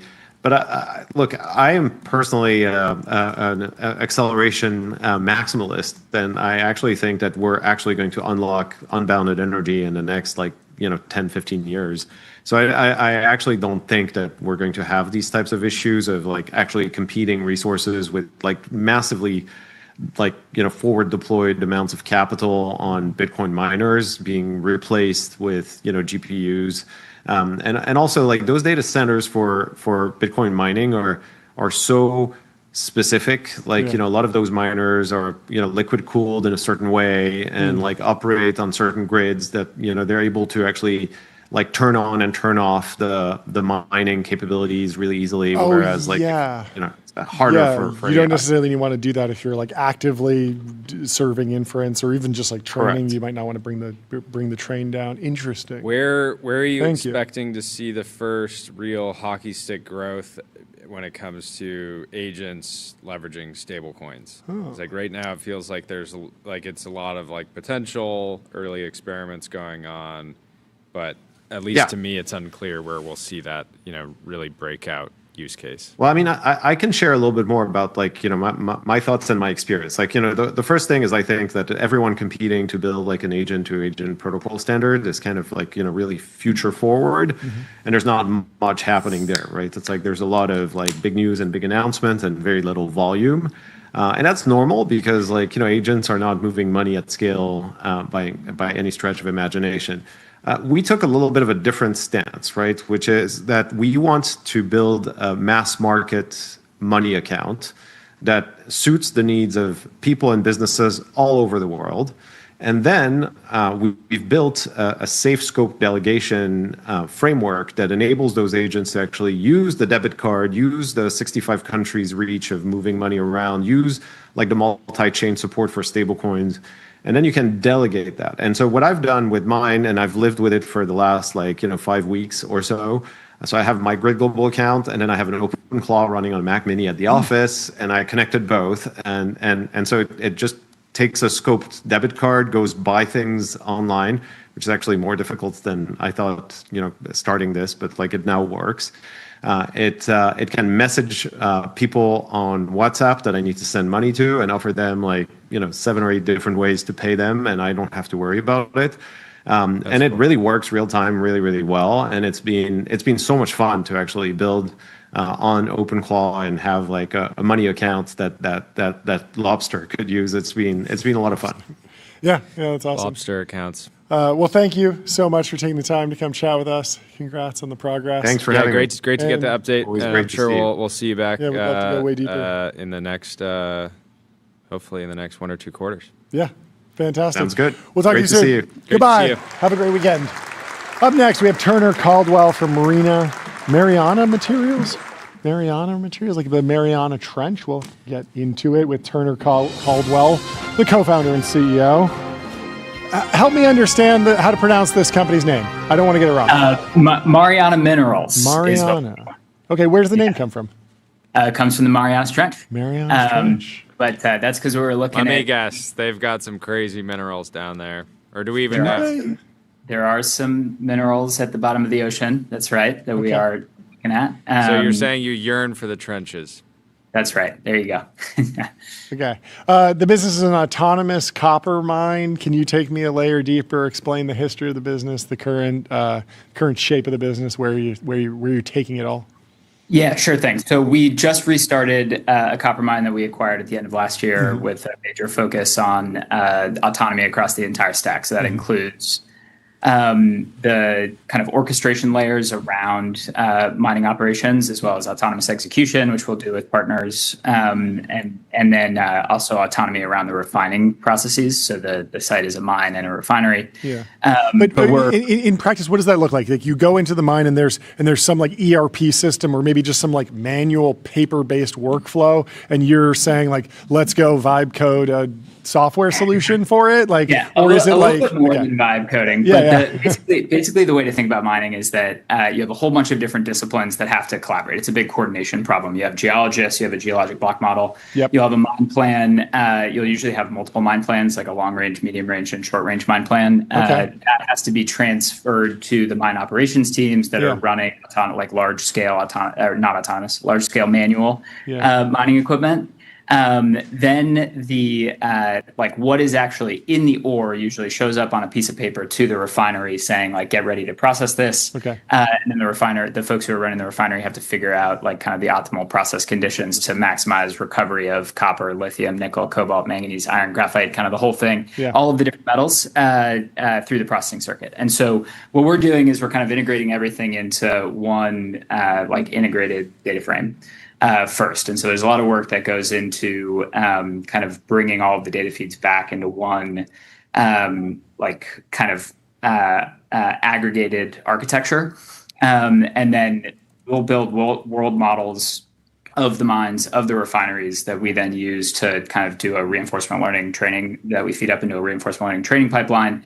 And then you want to close the loop between what reinforcement learning agents are recommending on the policies that are developed to the actual thing that's happening in the mine. And so we'll bring autonomous haul trucks in, we'll bring autonomous drill rigs in, we'll bring in autonomous loaders and dozers and graders and water trucks, kind of like all the assets that are being used to run a mine that today are, 99% of mines are manned.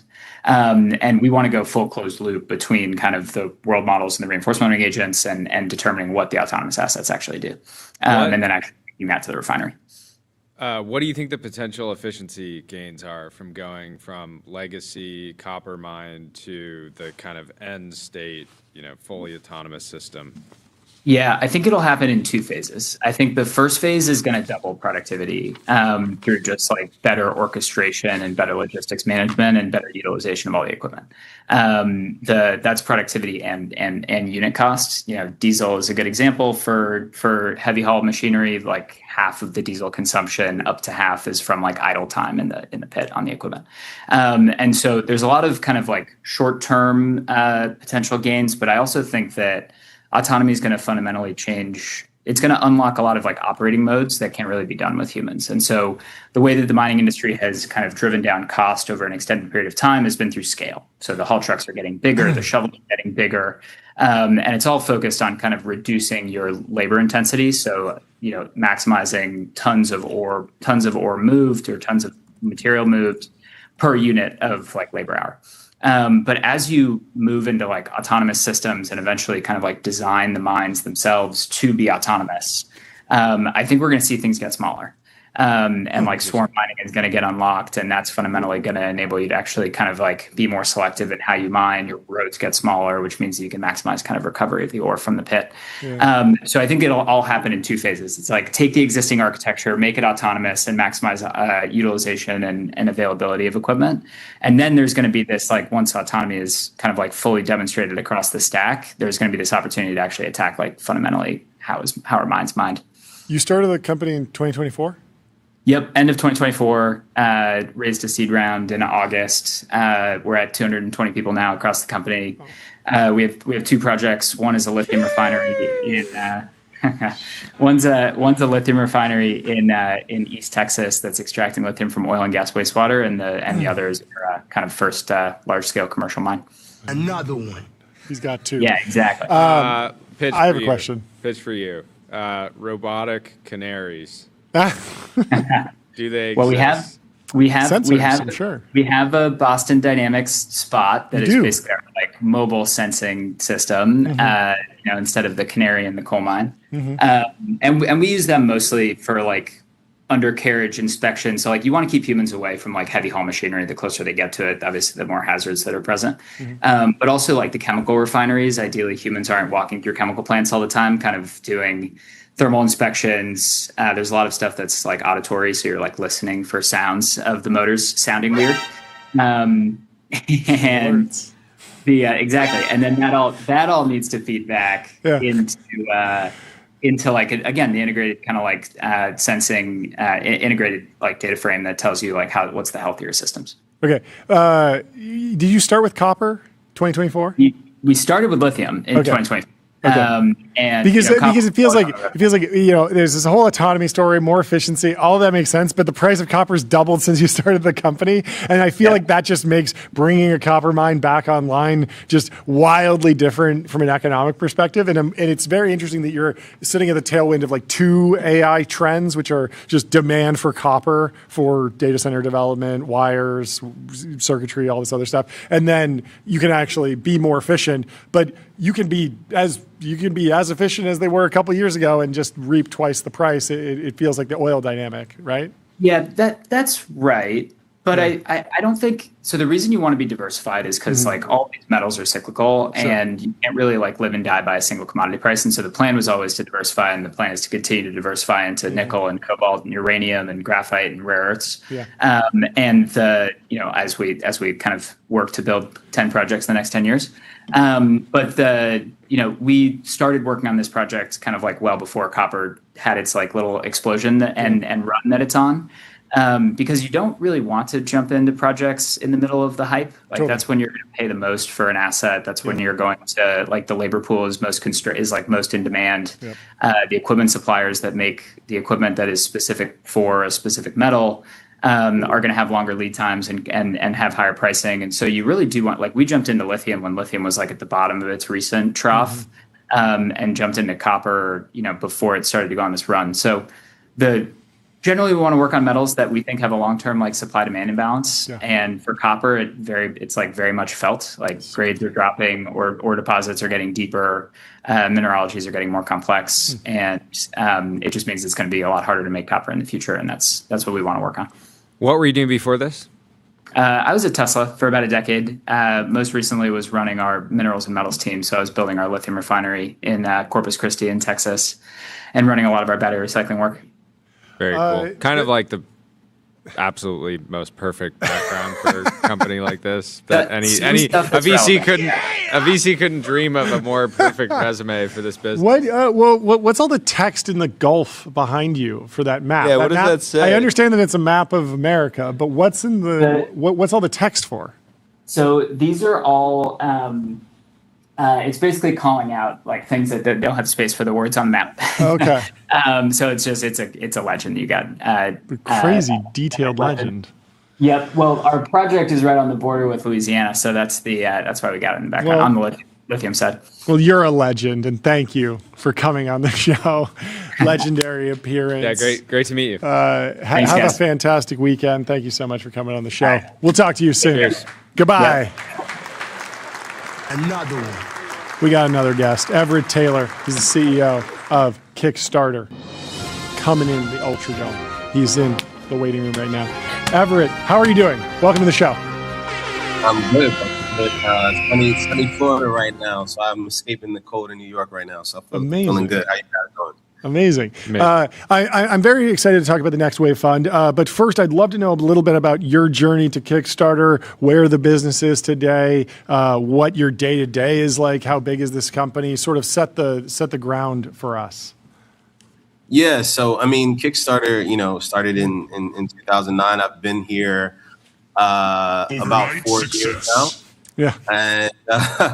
And we're the largest creative crowdfunding company in the world, and we still are today. When I came into the company, though, the company was in a bit of decline. We were down 20% year over year. Oh, really? And since then, we've grown dramatically year over year. Last year, we had another record-breaking year. This year, we're already up 52% year over last year. So the company has been scaling and growing as we are transitioning just from a crowdfunding company to more of a creator economy company. How has the AI boom, the Gen AI boom, benefited or changed Kickstarter projects? When I think about the catnip of Kickstarter project, it's like a board game that probably took a lot of time to build. And if the idea is great, I might not care if somebody used an image gen model to speed up the graphics for a tree on the back of some playing card. I could see this being a big boom. Yeah, not at all. I mean, I'm sure a lot of Kickstarter creators historically were spending a ton of money on renders. Totally. But at the same time,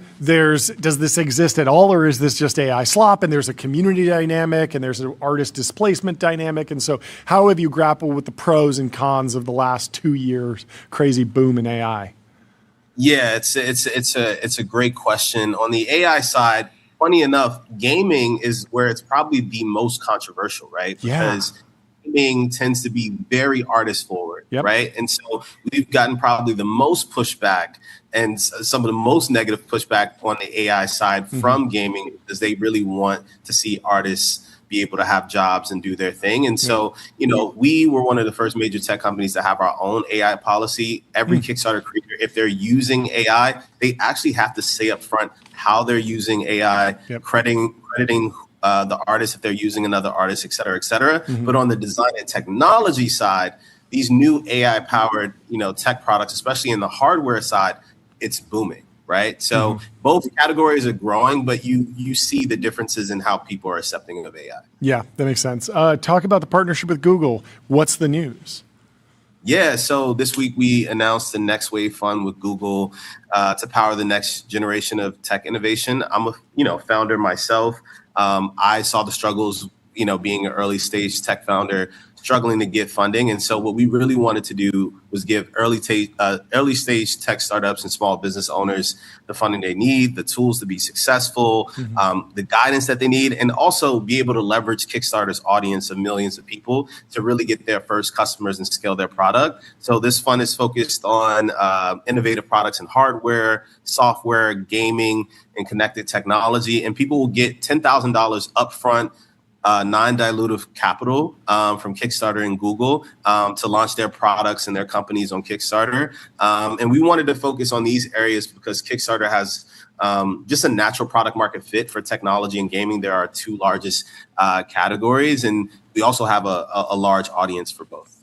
So you're going to have a huge portfolio. Well, Kickstarter doesn't take any equity. I mean, I have an Aura ring right now. I wish we did take some equity on that. But yeah, we don't take any equity, and so this is really as a way to support people, give them the tools that they need to be successful, and also build a relationship with Google. Right, these people will have an opportunity to apply to Google accelerators for their business as it grows and scales. They'll get access to our team that has decade plus of experience in scaling new products. So it's a great opportunity for a lot of people. Where can people get started? Take us through is there an application process? Where's the journey start for someone who wants to participate?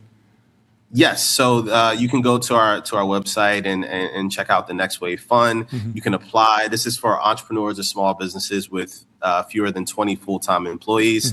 Like I said, your project has to be focused on technology or digital gaming. Sure. And unfortunately, we've been hearing this, and we gotta shout out to our international creators. But this is for the U.S. only. So at least one member of your team has to be a citizen of the U.S. and be 18 years old. So.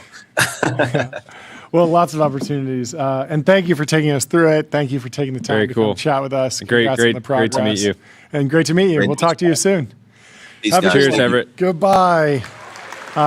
There are many more conversations going on the timeline today. One was kicked off, I think, by Josh Kushner. I think he sort of started this. There were some other people talking about data center beautification, and he summed it up perfectly. He says, make data centers aesthetically beautiful. And so people have been, quote, tweeting, posting, riffing on this, sharing different ideas. More people would be pro data center if every data center had a beautiful, open to the public, heated pool.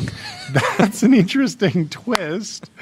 Full water slide. I think half pipe is a big idea. Monster truck rally constantly going on. These are ways to, win people over. Sort of a nitro circus going on at every data center. Monster truck rally on the roof of a data center. Yeah, sort of a universal basic nitro circus. So you get. Are you familiar with nitro circus? Are you not? Is this a three fingers moment for you? Or you're like, I'm familiar. No, I'm just imagining. Just say you've never actually been to Nitro Circus. I'm imagining they're building the dirt bike ramps over the data center. Exactly. Backflipping over. Exactly. Julie Young shares a trick. This one neat trick that Los Angeles uses to hide oil deckers. We have a few oil derricks in LA that are disguised as synagogues. They are literally just sitting in the middle of the city, lol. Surprisingly few people are aware. There's a number of data centers that are disguised in Los Angeles as well. Usually you can tell because there's no windows in the building, but these exist in downtown, usually for edge computing, for like the content delivery network. You store in your Netflix videos there, that type of stuff. Not doing training runs, not gigawatt clusters. I did look up how energy intensive Bitcoin is relative to what we think of AI. I think the numbers are OpenAI and Anthropic are around 2 gigawatts in terms of capacity, something like that. We've heard about the Colossus data center. The average Meta campus is around 0.5 gigawatt. Zuck's building something in the 1 gigawatt range. There's gigawatt a week plans. But if you were to put the Bitcoin network current sort of estimates using between 120 and 170 terawatt hours per year. What is that in average power in gigawatts? It's between 14 gigawatts and 19 gigawatts. And so that's where you should sort of comp Bitcoin to if you're putting it in AI terms and in the numbers that we throw around, which are usually like a 1. Before our next guest, What Palmer Luckey has been getting into it with someone on the timeline. He says he responds to someone named Clifford by saying, "Dumb tweet, Toto has been fabricating advanced ceramics for semiconductor manufacturing for many years. They make more money from that than toilets. Strong technical moat in a rapidly growing industry." Clifford says, "Perhaps, fair point, but call me dumb under your real name, or STFU, coward." Just like not realizing that he's talking to Palmer. But isn't Cliff Asness like a big deal? I think he's an author. His papers. I've heard of Cliff Asness before. It's funny because, and so it is funny that they just like didn't over. Oh, he's the co-founder of AQR Capital Management, hedge fund manager. Is this the right person? Forbes estimated net worth of $3 billion. I believe. I think this is accurate. I think he Global Alpha. He started a career in 1990. Worked at Goldman Sachs. AQR Capital. I think he missed the like Anduril. He just hasn't seen the SPVs or something. Stable Asset Management and other institutions in the aggregate made commitments of several $100 million to a new multi-manager hedge fund. He's published in academics. He's done a bunch of stuff. I've heard of him before, so this is very funny. He has AQR. Oh, AQR, yeah. Interesting. Anyway, very funny. I believe we have our next guests in the waiting room. Let's bring them into the TBPN Ultra Dome. Natomi Wonder Co., welcome to the show. Would you mind both kicking us off with some introductions on each of you? Yeah, of course. Hey, Jordy, John, great to see you both. Good to see you. So Justin Wexler, one of the general partners at Wonder Co., working closely with Jeffrey Katzenberg. Yeah. And you've met all of us. Yeah. Sujay, Chen Li, Jeff, Anthony. So it's been an amazing run. I've been with the firm since early 2017. Cool. And also on the board of Natomi. So okay. So yes, please introduce Natomi. Yeah. Awesome. Great to see both of you. My name is Puneet. I'm the founder, CEO of Natomi. We are an agentic application tier company focused on the customer experience use case. Okay. What specifically in customer experience? Is that different than customer service, or are we doing surveys to understand how companies and products are being received, all of the above? What's the shape of the business today? Yeah, we look at customer experience a little bit differently than how most companies in AI have looked at this. So if you think about it, historically, businesses were designed as sales, as marketing, as customer service, because that's how the customer journeys were created, and they had to keep those silos to keep cost efficient. But with agentic now, there's a resource that has become abundant. You could apply it through the journey. That's what we are doing. And also, one of the key factors is if you think about traditional customer service, it looks at customer journeys and it says, we'll wait for something to break and then fix it after the fact. Mm-hmm. And then hopefully we regain that trust. We are saying, hey, you can address this upstream. Yeah. You can address this in digital experiences. You don't even have to wait for the problem to occur. So that's what we are doing. And that's why we are excited to partner with Accenture and Adobe in this financing that we just announced. And we're going to do this for all the Fortune 500. Talk about the decision to go with enterprise versus small business. Was it ever on the table to go broader self-serve, or is there something unique about the technology where it's actually more suitable for enterprise use cases right now, or is that just your personal DNA where you flourish? Actually, all of the above. So my personal DNA, I grew up in automated trading, building event engines for different firms on Wall Street. You're born in the enterprise. I like it. I'm born in the enterprise, exactly. Yes. Born in the enterprise, born in low latency systems, born in event correlation, all of those things that just came together for this. But also we looked at where is money getting spent for this problem. So if you look at experience, broadly, human capital spend is about $500 billion a year. About 75% of that comes from the world's largest enterprises, literally under 1,000 companies, right? So that's how fragmented the market is. And now with Natomi's technology, you could run the autonomous front office. So when you do that, not only is that a cost efficiency, which more than pays for itself, it really transforms the entire company because you can connect all the systems processes right in those agentic flows and in that sanctioned architecture presented safely to your customers. So yes, love that medium to high complexity, love the enterprise complexity, comes in the DNA. That's what we are the world's best at. And just to add to that, so at WonderCo, as you all know, we invest in consumer, we invest in different areas of technology, but a big focus for us is enterprise and how enterprise is going to evolve with technology, particularly AI technology. I'm fortunate that I work with Jeffrey, who has a lot of great relationships across the enterprise, and thinking through how to apply agentic capabilities in these organizations is very top of mind. We invested in Puneet actually before the this AI paradigm of ChatGPT and everything that we know today, and so we've been a little early to this, but knew Puneet's DNA as these advances became more prominent was really the right leader to build for large enterprises. And so with Puneet, we sat down with leaders at Delta, United, MetLife, who have all had huge success deploying Natomi.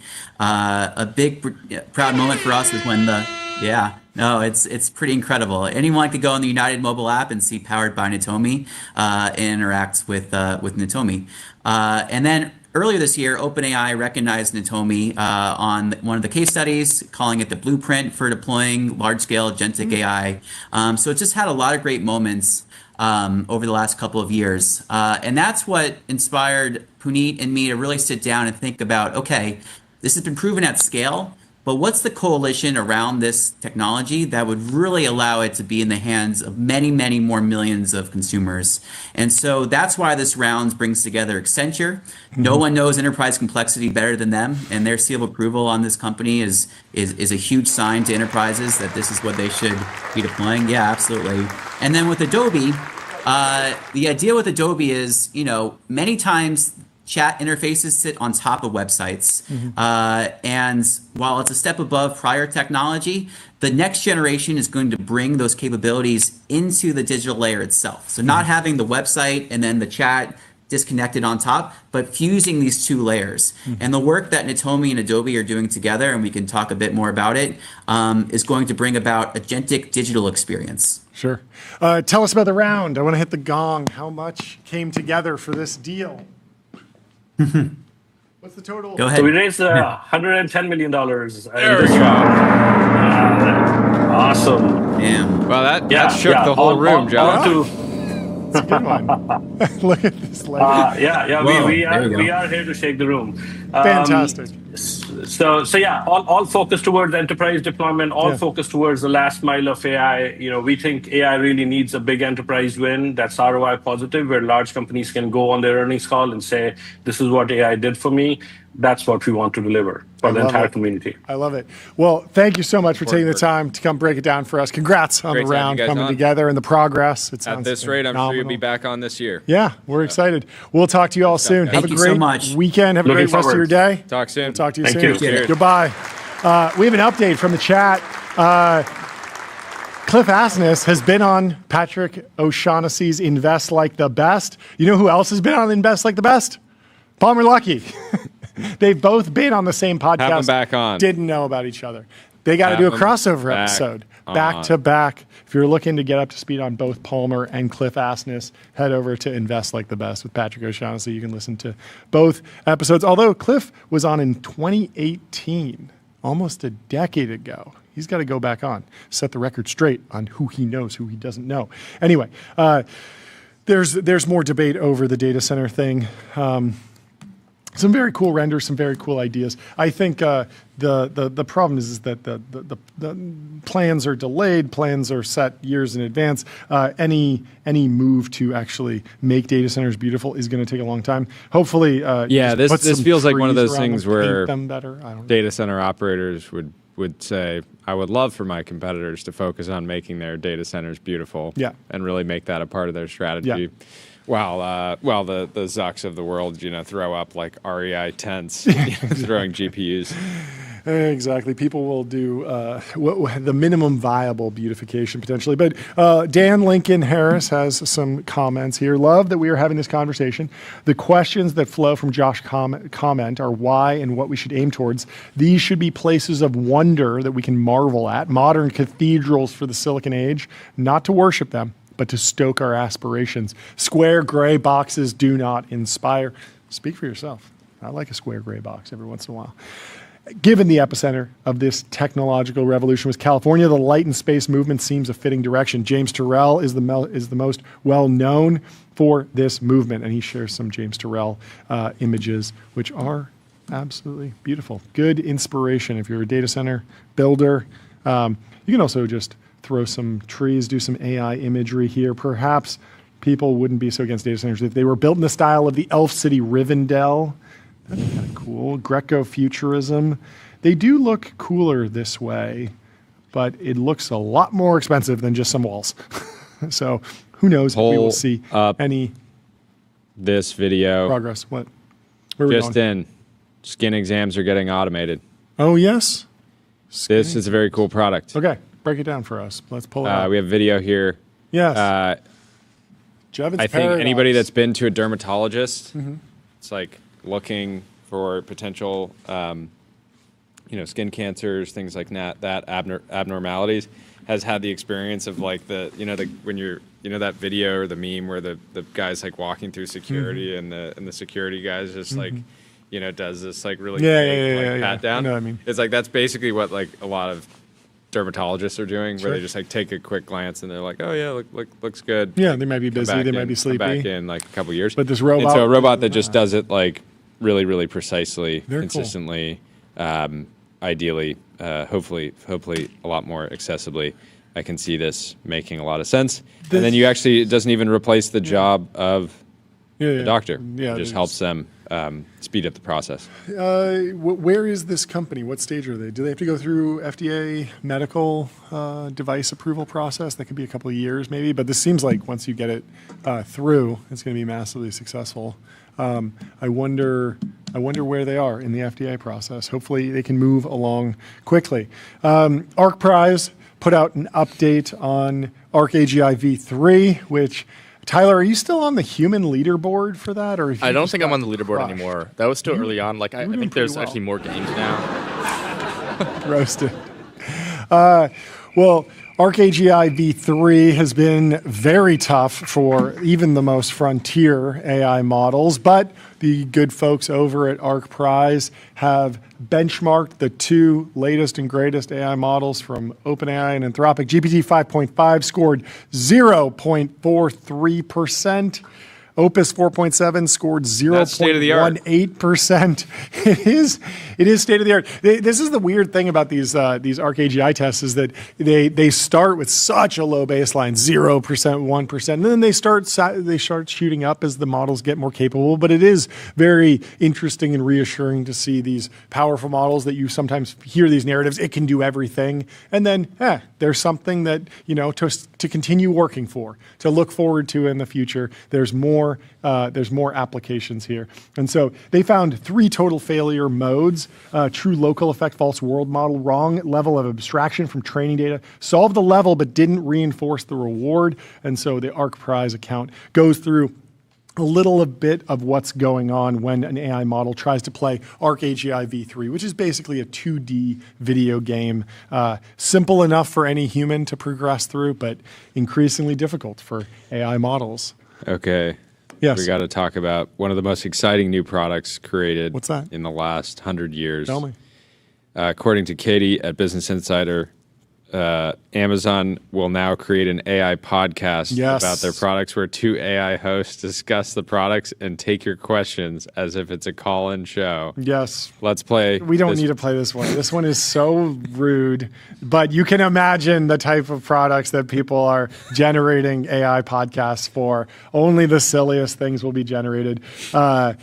I don't know if people want to listen to a full podcast about every product they buy on Amazon, but you have had some very strong opinions about paper towels. You wanted paper towels from like the 1950s or something. Remember this whole thing? You didn't. Well, want I just wanted a filter to be able to only shop for Yeah. things on Amazon. Well, now where instead of a filter, you can listen to an hour-long podcast about every possible SKU, and then you can make the most determined decision available. Well, we have Alex from OpenAI. He's a member of product staff here to talk about Codex and GPT 5.5. I believe he's in the waiting room, so let's bring him in to the TBPN Ultra Dome. Alex, how are you doing? Hey, doing great. How are you guys?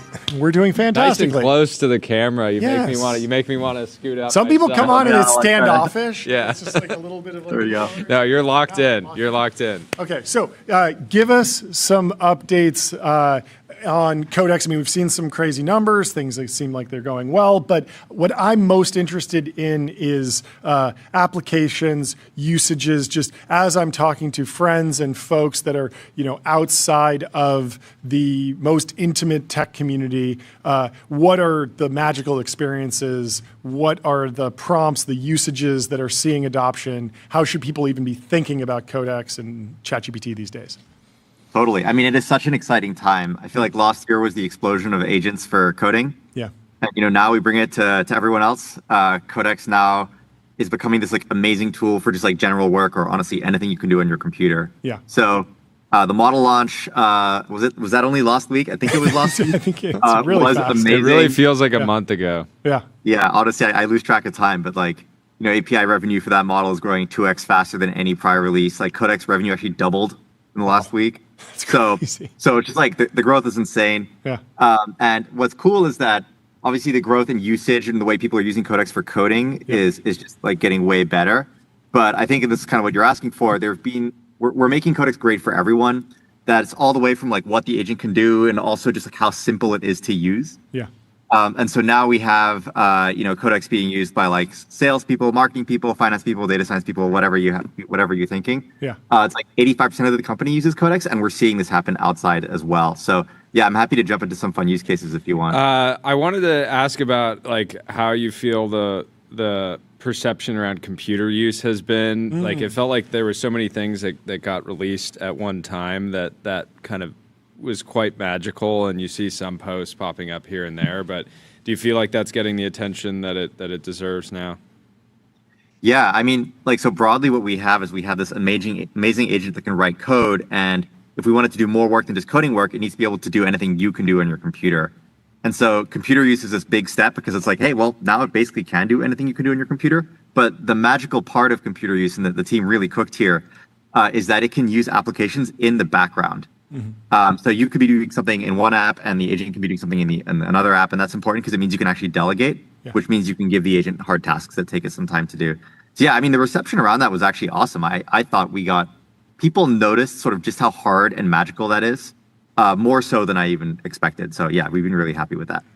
Yeah, I've noticed that Codex puppeteering a mouse cursor has gotten good. It feels like it crossed some sort of like Turing test where when I see a video of Codex moving a mouse around, it doesn't read to me like, oh, that's a jittery, that like the AI is using it. It just looks like, oh, somebody just recorded themselves moving the mouse. Is there a benchmark? Is that something that just comes from the new model or work that's being done on Codex? Like what is going on with the progress there? To the Sky team. Yeah. The acquisition. Yeah. Yeah, so there's kind of like three things going on there. Like, first of all, GPT 5.5 is our best model ever for like general work or knowledge work. Yeah. And so it's really good at using computers. The next thing is, well, what harness do you give the model, or like what information is the model seeing, and like what tools does it have to use the computer? A lot of early versions of giving a model access to a computer, we're just giving it screenshots of the computer. But there's a lot of secret sauce in our implementation where the model actually gets text representations of what's on screen from like frameworks like accessibility. Sure. And so the model is like much more efficient when it has access to all this information. And then the last bit that I honestly think, well, I don't know if I would say it's underappreciated because I feel like people really appreciated it, but it's the level of craft that was put in to how it feels when the agent is using the computer. So for instance, you could totally just have the agent like click around on your screen and just have that be invisible. And you wouldn't even, it's just like, the computer is updating as clicks happen. But the team put a ton of care into like exactly the animation that this like mouse cursor takes as it goes between the different click positions. And yeah, it was really fun to talk about that and jam on that with them. Like we actually made some interesting trade-offs. Like having this animation actually slows down how quickly the agent can work by just a tiny bit. But it means that it's so much easier as a human for me to understand the system and therefore to trust the system. Yeah, that's interesting. That sort of goes back to, I remember the initial ChatGPT app launch on iOS had haptic feedback as the token streamed in. And so it felt like it was typing. And that could have easily just been generate the full response, give you a little waiting wheel, and then boom, it loads like a web page. Like when I go to, the New York Times, like the whole page loads, it doesn't stream in. But that streaming made it feel more like a conversation. Those little like UX cues help like create this more like interactive motion back and forth. That's very interesting. Someone's trying Codex for the first time. You've got 1 minute to explain the 3 things that they should do to get the most out of it. What do you tell them? Okay, cool. Is this person an engineer or are they like a knowledge worker? Let's say non-engineer, because I feel like. Well, no, let's do both. Sure, yeah. Let's start with engineer. Okay, start with engineer. If someone's using Codex for the first time, I just say download Codex, connect it to your project, whatever you've been working on, and then ask it a question about your code base, like a hard architecture question, and it's just going to give you an amazing answer. Yeah. Then the next thing you do is you say, cool, like give it a bug that you've been trying to track down, and ask it to solve the bug. And like I hear this all the time, like on Twitter, etc. Like people will be like, hey, I was trying to solve this bug myself, couldn't do it. I gave it to like all the other coding agents, they couldn't do it, but Codex could do it. Yeah. And then maybe as a final thing to like experience a little bit of the magic that has shipped in the last week or two, if you're working on like something that's like has a web view, like maybe a website or something like that, ask Codex to make a change and then like watch it just like iterate on that change by opening the in-app browser and sort of observing its outputs, clicking around, and then like naturally just like fix and improve the change that it made. It's super magical because you just realize when you see it like work in that loop, you just realize how powerful it is now. Okay, speaking of loops, explain Ralph loop, explain /goal. Okay, so basically, we've had this interesting thing for a long time where people, this is like months ago, people would tell us that they knew the Codex was super powerful, but it felt annoying to work with because they had to like constantly tell the agent, you can do this, keep going, right? So you have this like brilliant model, but you have to like encourage it constantly. We then shipped a feature called queuing, which you can use to give the agent a message that it will like receive whenever it thinks it's done.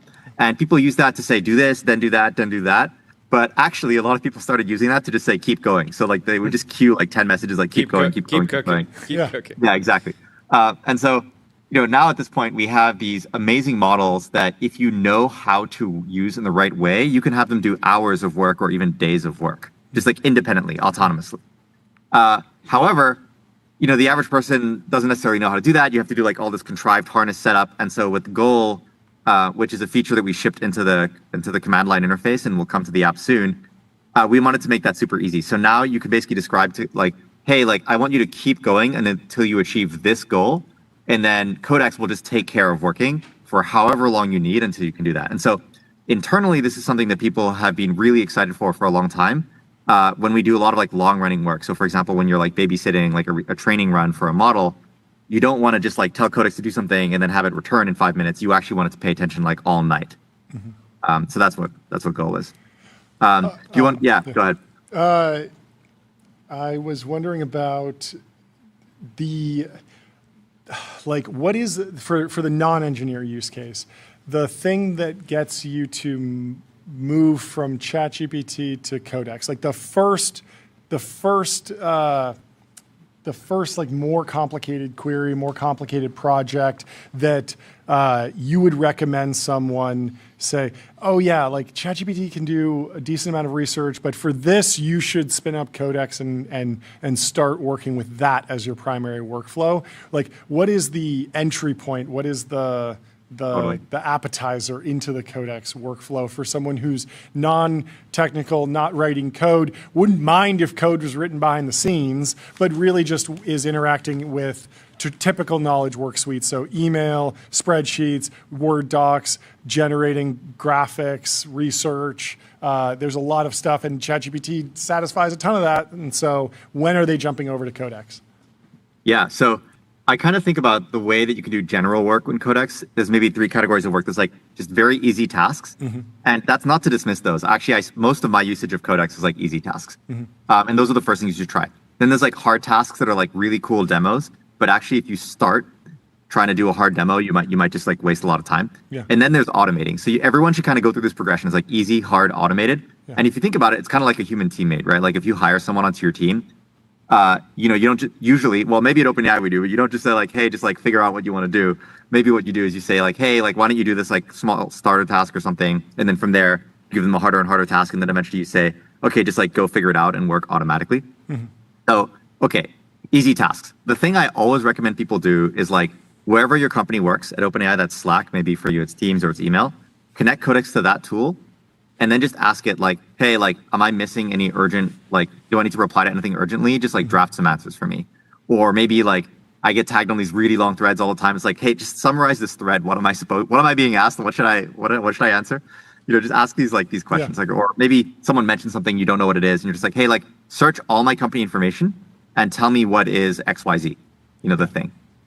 So those are really basic, easy queries that Codex is amazing at. And I have found that even though those may not sound that hard, people just get hooked on doing that all the time. And then from there, once you're hooked and you kind of become fluent in using this tool to answer any even small question, use it for harder things. So for example, one of the use cases that I do a lot that tends to like really get other people excited when they see it is we don't like meetings, try to keep meeting attendees to a minimum here. So often instead of adding people to a meeting, I'll post in a channel and say, if anyone wants to talk live about this, just reply. And this is something I used to do from before. But now what I do is I tell Codex, post in this channel, see who wants to join, and add anyone who wants to join to the meeting.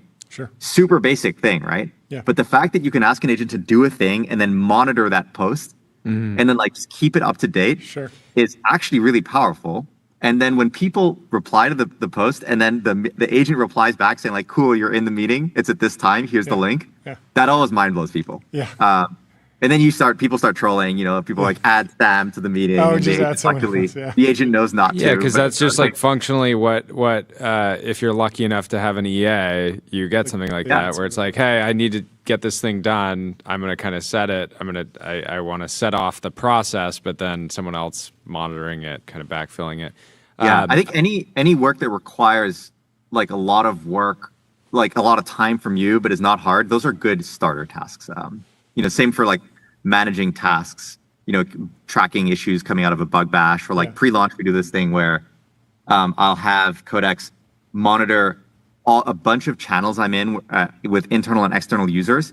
And I'll just say, hey, if anything comes up, put this in linear, which is where we track our bugs, and like make sure it's deduplicated. And then let people know that we're tracking the bug. So, very, very simple task, but actually incredibly useful time-wise. Last thing I'll say on this is we have executive assistant kind of like plugin internally that I would love to ship externally. We should get on that. And it's really taken off internally. Like people basically have this thing that is like keeping track of all their information and just like helping them organize their day and like stay on top of things. It's pretty cool. So then, talk to me about automation, because I understand from integrations and computer use how a single prompt could go into Slack or go into your email or pull some documents together, write code, do whatever it needs to on the internet, APIs. I understand all that, but then what is the workflow to get Codex to do something every morning at 7 a.m. to prepare me a digest or take the same actions to really get rid of that rote work that I've demoed and I've seen the results, it's working, and now I just don't want to think about it ever again forever. Yeah, I mean, so it's honestly super simple. You just tell Codex, hey, do this every morning. And there we go. Right? Well, like in my case, yeah, I mean, that's kind of an interesting thing with these kind of products that have effectively unlimited potential is like, where's the line between like a feature and just a prompt? Yeah. And when should, as a company, when should you just launch something and make a big moment out of it, or when should you just let people just understand the full potential of it, and then when they want something, they can just ask it, right? They don't need to like request a feature. It's just like literally just request it. Totally. With the agent. It's really interesting as we design the product. Like I like to think that we need to keep sort of all the rules and like sort of the heavy UI and stuff around the agent to a minimum, because it kind of constrains how much better the product can get when we have a smarter model. So the more things we can kind of like let the model decide, you know, it's like it's AI, soon AGI, the better. And then sometimes you just need UI so that people can learn that this thing exists.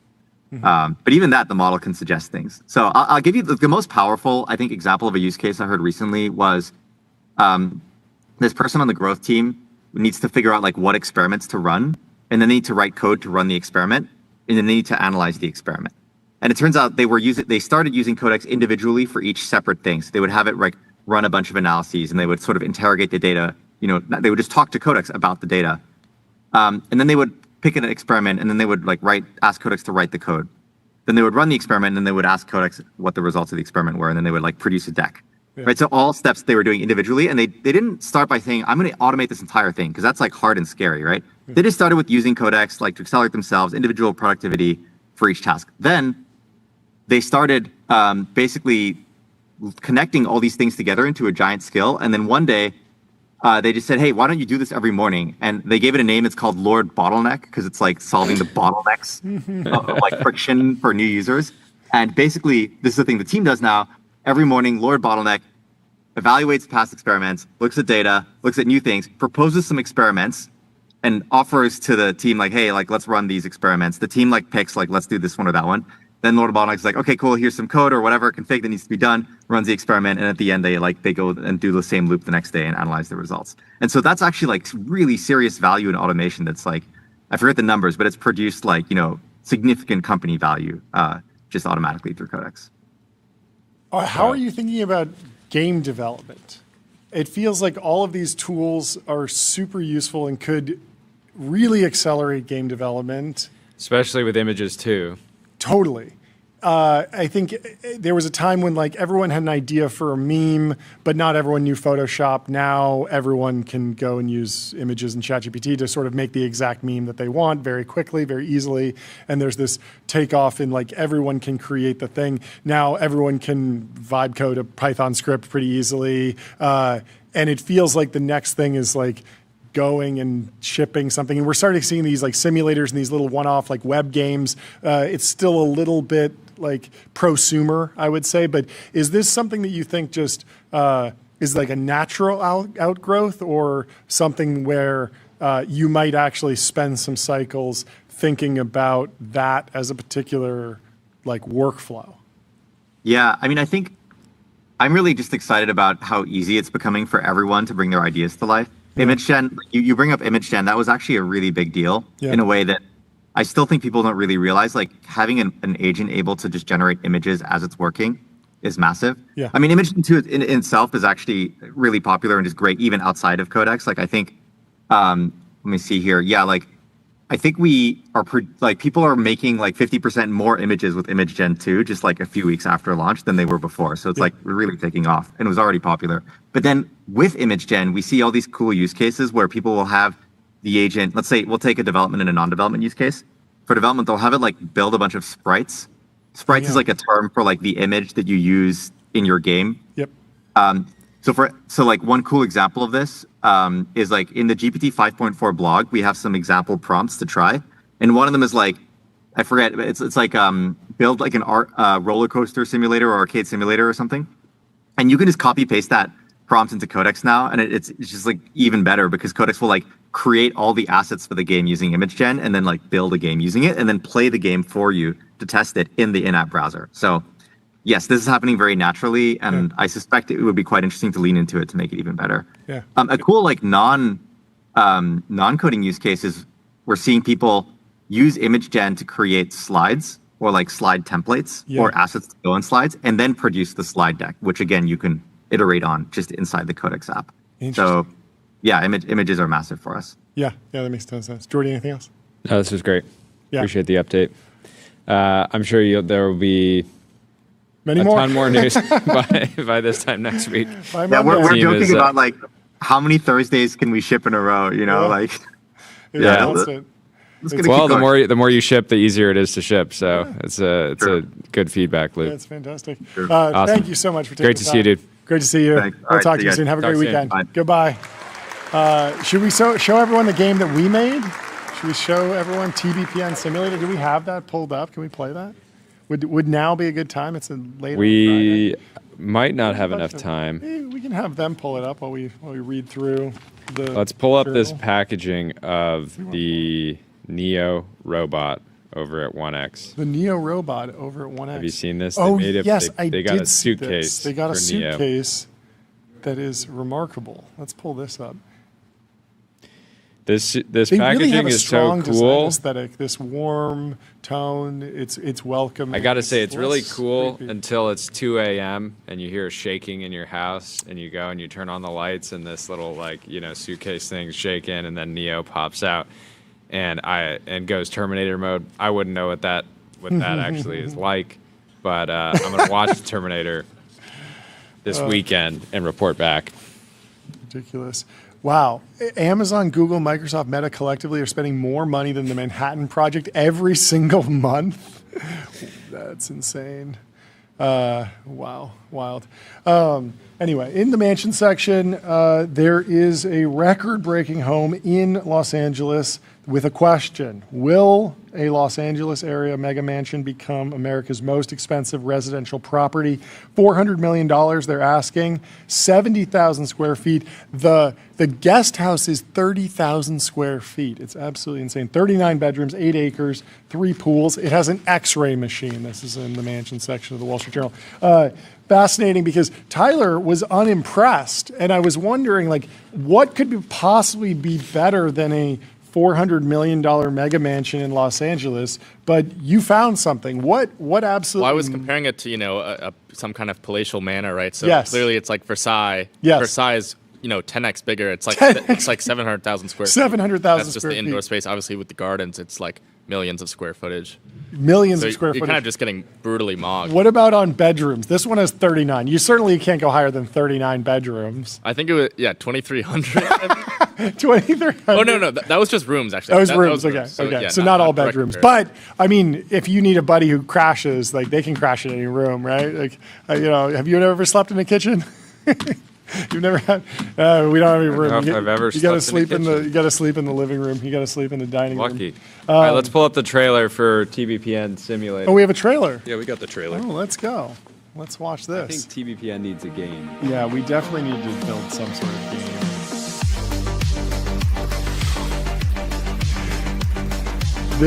This project has evolved so much to the point where you can move the goalposts. I don't know that you can interact with the horse. You can definitely hit the gong, and then any team member is now playable. Okay. Oh wait. So there is a mechanic. You have to gain the most subscribers. Interesting. Yes. You have to puzzle piece everything. You can watch the stream in the game. You can explore the Ultradome. It's a full Backup replication. TBPNsimulator.com. V2. Sloppy. That was Image Gen 1. Is that Image? Image Gen 2 would never do that. But can we pull the actual game up? Hope so. Hopefully. Yeah, that here it comes. One didn't sec. pop up. If we can pull up the actual game, let's see. There's a whole bunch of other good stuff on here. Okay, so this is TBPN Simulator, the latest and greatest version. A remarkable. Ben, how did you actually get this? The geometry in here, was this all described via prompt? Here, we've got intern Ben here to talk. Yeah, so basically the whole process is kind of like, I'm like, okay, look at that wall right there. Yeah. I need that to be taller. Or I Okay. need to place a desk right at that wall. So the whole idea was that I labeled interesting. every single object. So I was able to talk about it. Is there And it's someone else in the multiplayer too, game? yeah. Wait, it's multiplayer? It's multiplayer. Wait, so we're getting other people in the game right now? Oh no, people are coming in. There's Mark. TBPNsimulator.com. I can't believe it's multiplayer. I can't believe you created a multiplayer game. Okay, so we got the bathroom. Okay, this is incredibly. No. Get out of there. Get out of there. Okay, so there's a chessboard which was gifted to us. Ring the gong. You can ring the gong into the actual studio. Okay. Oh, gong cool down. And then those are the photos that we take. Yeah. And there's the Ultradome. Okay. It's a 1-to-1 LiDAR scanned measurement studio. Did you actually LiDAR scan? I LiDAR scanned it. Wait, no. Okay. Yeah, the measurements, and you could play as any character. So yeah. Yeah. Okay. So what does it take to make it in TBPN Simulator? Camera cut. Okay. So you're watching the show and you need to cut between. Oh, so you get a current cue. And you have to cut between different cues at the right time to produce the show live. Okay, we have Tyler, we have Mark in TBPN Simulator. Okay, what else can you do here? So much activity, like 35%. Is this from yesterday? Today. Oh, this is All yesterday's people show. building Is agentic playing wallets. currently. Okay, So they're using the wallet. And they're if you're giving agents, Jordy, for example, like you play as you have to do a mini game, which is Guitar Hero, but with soundboard, basically. Is that the game? Let's hear. Overnight success. Friendly IPL inbound. So you have to hit the soundboard at the right time as the blocks business come model down. innovation, Okay. Things like what I think you were I was talking doing about some earlier. ad reads for a while. There's a gong, of course. We're really packing the Ultradome. We'll see if this thing has high throughput networking. You can play as the guest. What do you play as the guest? You just see what it's like to be a guest on TBPN? Okay. You get someone's moving the goalposts. Okay, we got a new definition for I'm moving the artificial goalposts. These are general people in the intelligence. chat? I didn't realize Yeah, that. the chat has joined the game. Oh yeah, someone says make it a Roblox game. This does have some Roblox aesthetics, but this is not. This is vibe coded, and so this is creating the daily newsletter. You have to stack the different blocks, the strips. It says perfect alignment, published clean. That's Brandon Gurrell's job. Nick has to, of course, fix the schedule, This one's my get favorite. everyone to come together. We're watching some Tetris. Calendar Tetris. You're trying to calendar Tetris. Fit. How are you going to get Patrick Collison and Brian Chesky on the show with Alex Karp and Mark Benioff all at the same time? How will you do that? Paul Coogan. There we go. And then this is Tyler organizing the show, figuring out how to get different posts into the show. Okay. Oh, here you go. You're moving the different. Oh, you're jammed up there. You're jammed up there. You got to keep working on that. What else is this? What is Jackson up to? Making cards? What are we doing here? What? Oh, whack a clip. Okay, the timeline sniper. There's breaking news. You got to you ramble. You don't want to cut that. Okay. You want to hit the good hot takes at the right time. That is fantastic. I cannot believe the number of mini games here. This is insane. What a remarkable. Oh, this is me. Okay. So I have to read different phrases. It's a typing game. Because I have to read without a teleprompter. Live from the TBPN Ultradome. Uh-oh, someone's typing incorrectly. Bodged. Phrase deck. Okay. Well, we got a whole bunch of people. You can go enjoy it. Hopefully people are playing TBPN Simulator all weekend long. Yeah. I you can expect learn. people to put up. I mean, if you're launching a TBPN type show, this is a great way to get your reps Get some in, practice. get Yeah. some practice in before Until we you get go our mastermind. live. Until It we get is- our mastermind it- yeah, course it up. is. It is the path to financial freedom for a lot of folks. So we recommend it. We endorse it. Get your reps in on tbpnsimulator.com, and we will see you on Monday. Anything else, Jordy? Is it actually live? I think it's live. Yeah. Wow. Oh yeah, people are in there. They're playing. We gotta change TBPNsimulator.com. the slop images. Okay, we'll work on trailer. those. But A lot of this incredibly well done, Yeah, Ben. good job, Ben. And Our first video game is truly, shipped. truly And we're- hilarious. And People are asking for a wave pool. that's true. We do need a wave pool. We don't have a wave pool in here. Well, That's not a simulation. But we, if we make it in the simulator, Yeah. it's probably increases the I likelihood. think that we get it in real life. the key is you have to be able to sit down on one of those laptops and play an even rougher version of TBPN Simulator 2 layers deep. That's how you simulate Ben. That yeah. When you simulate Ben, it should go into a 2D version, top down, even lower You're res basically graphics, playing pixel like- art. yeah, A chessboard. pixel art version of TBPN Simulator 2 layers deep, and we can see how deep the rabbit hole goes.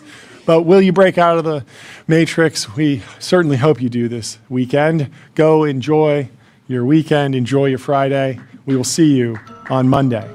Goodbye. We love you. Flashbang.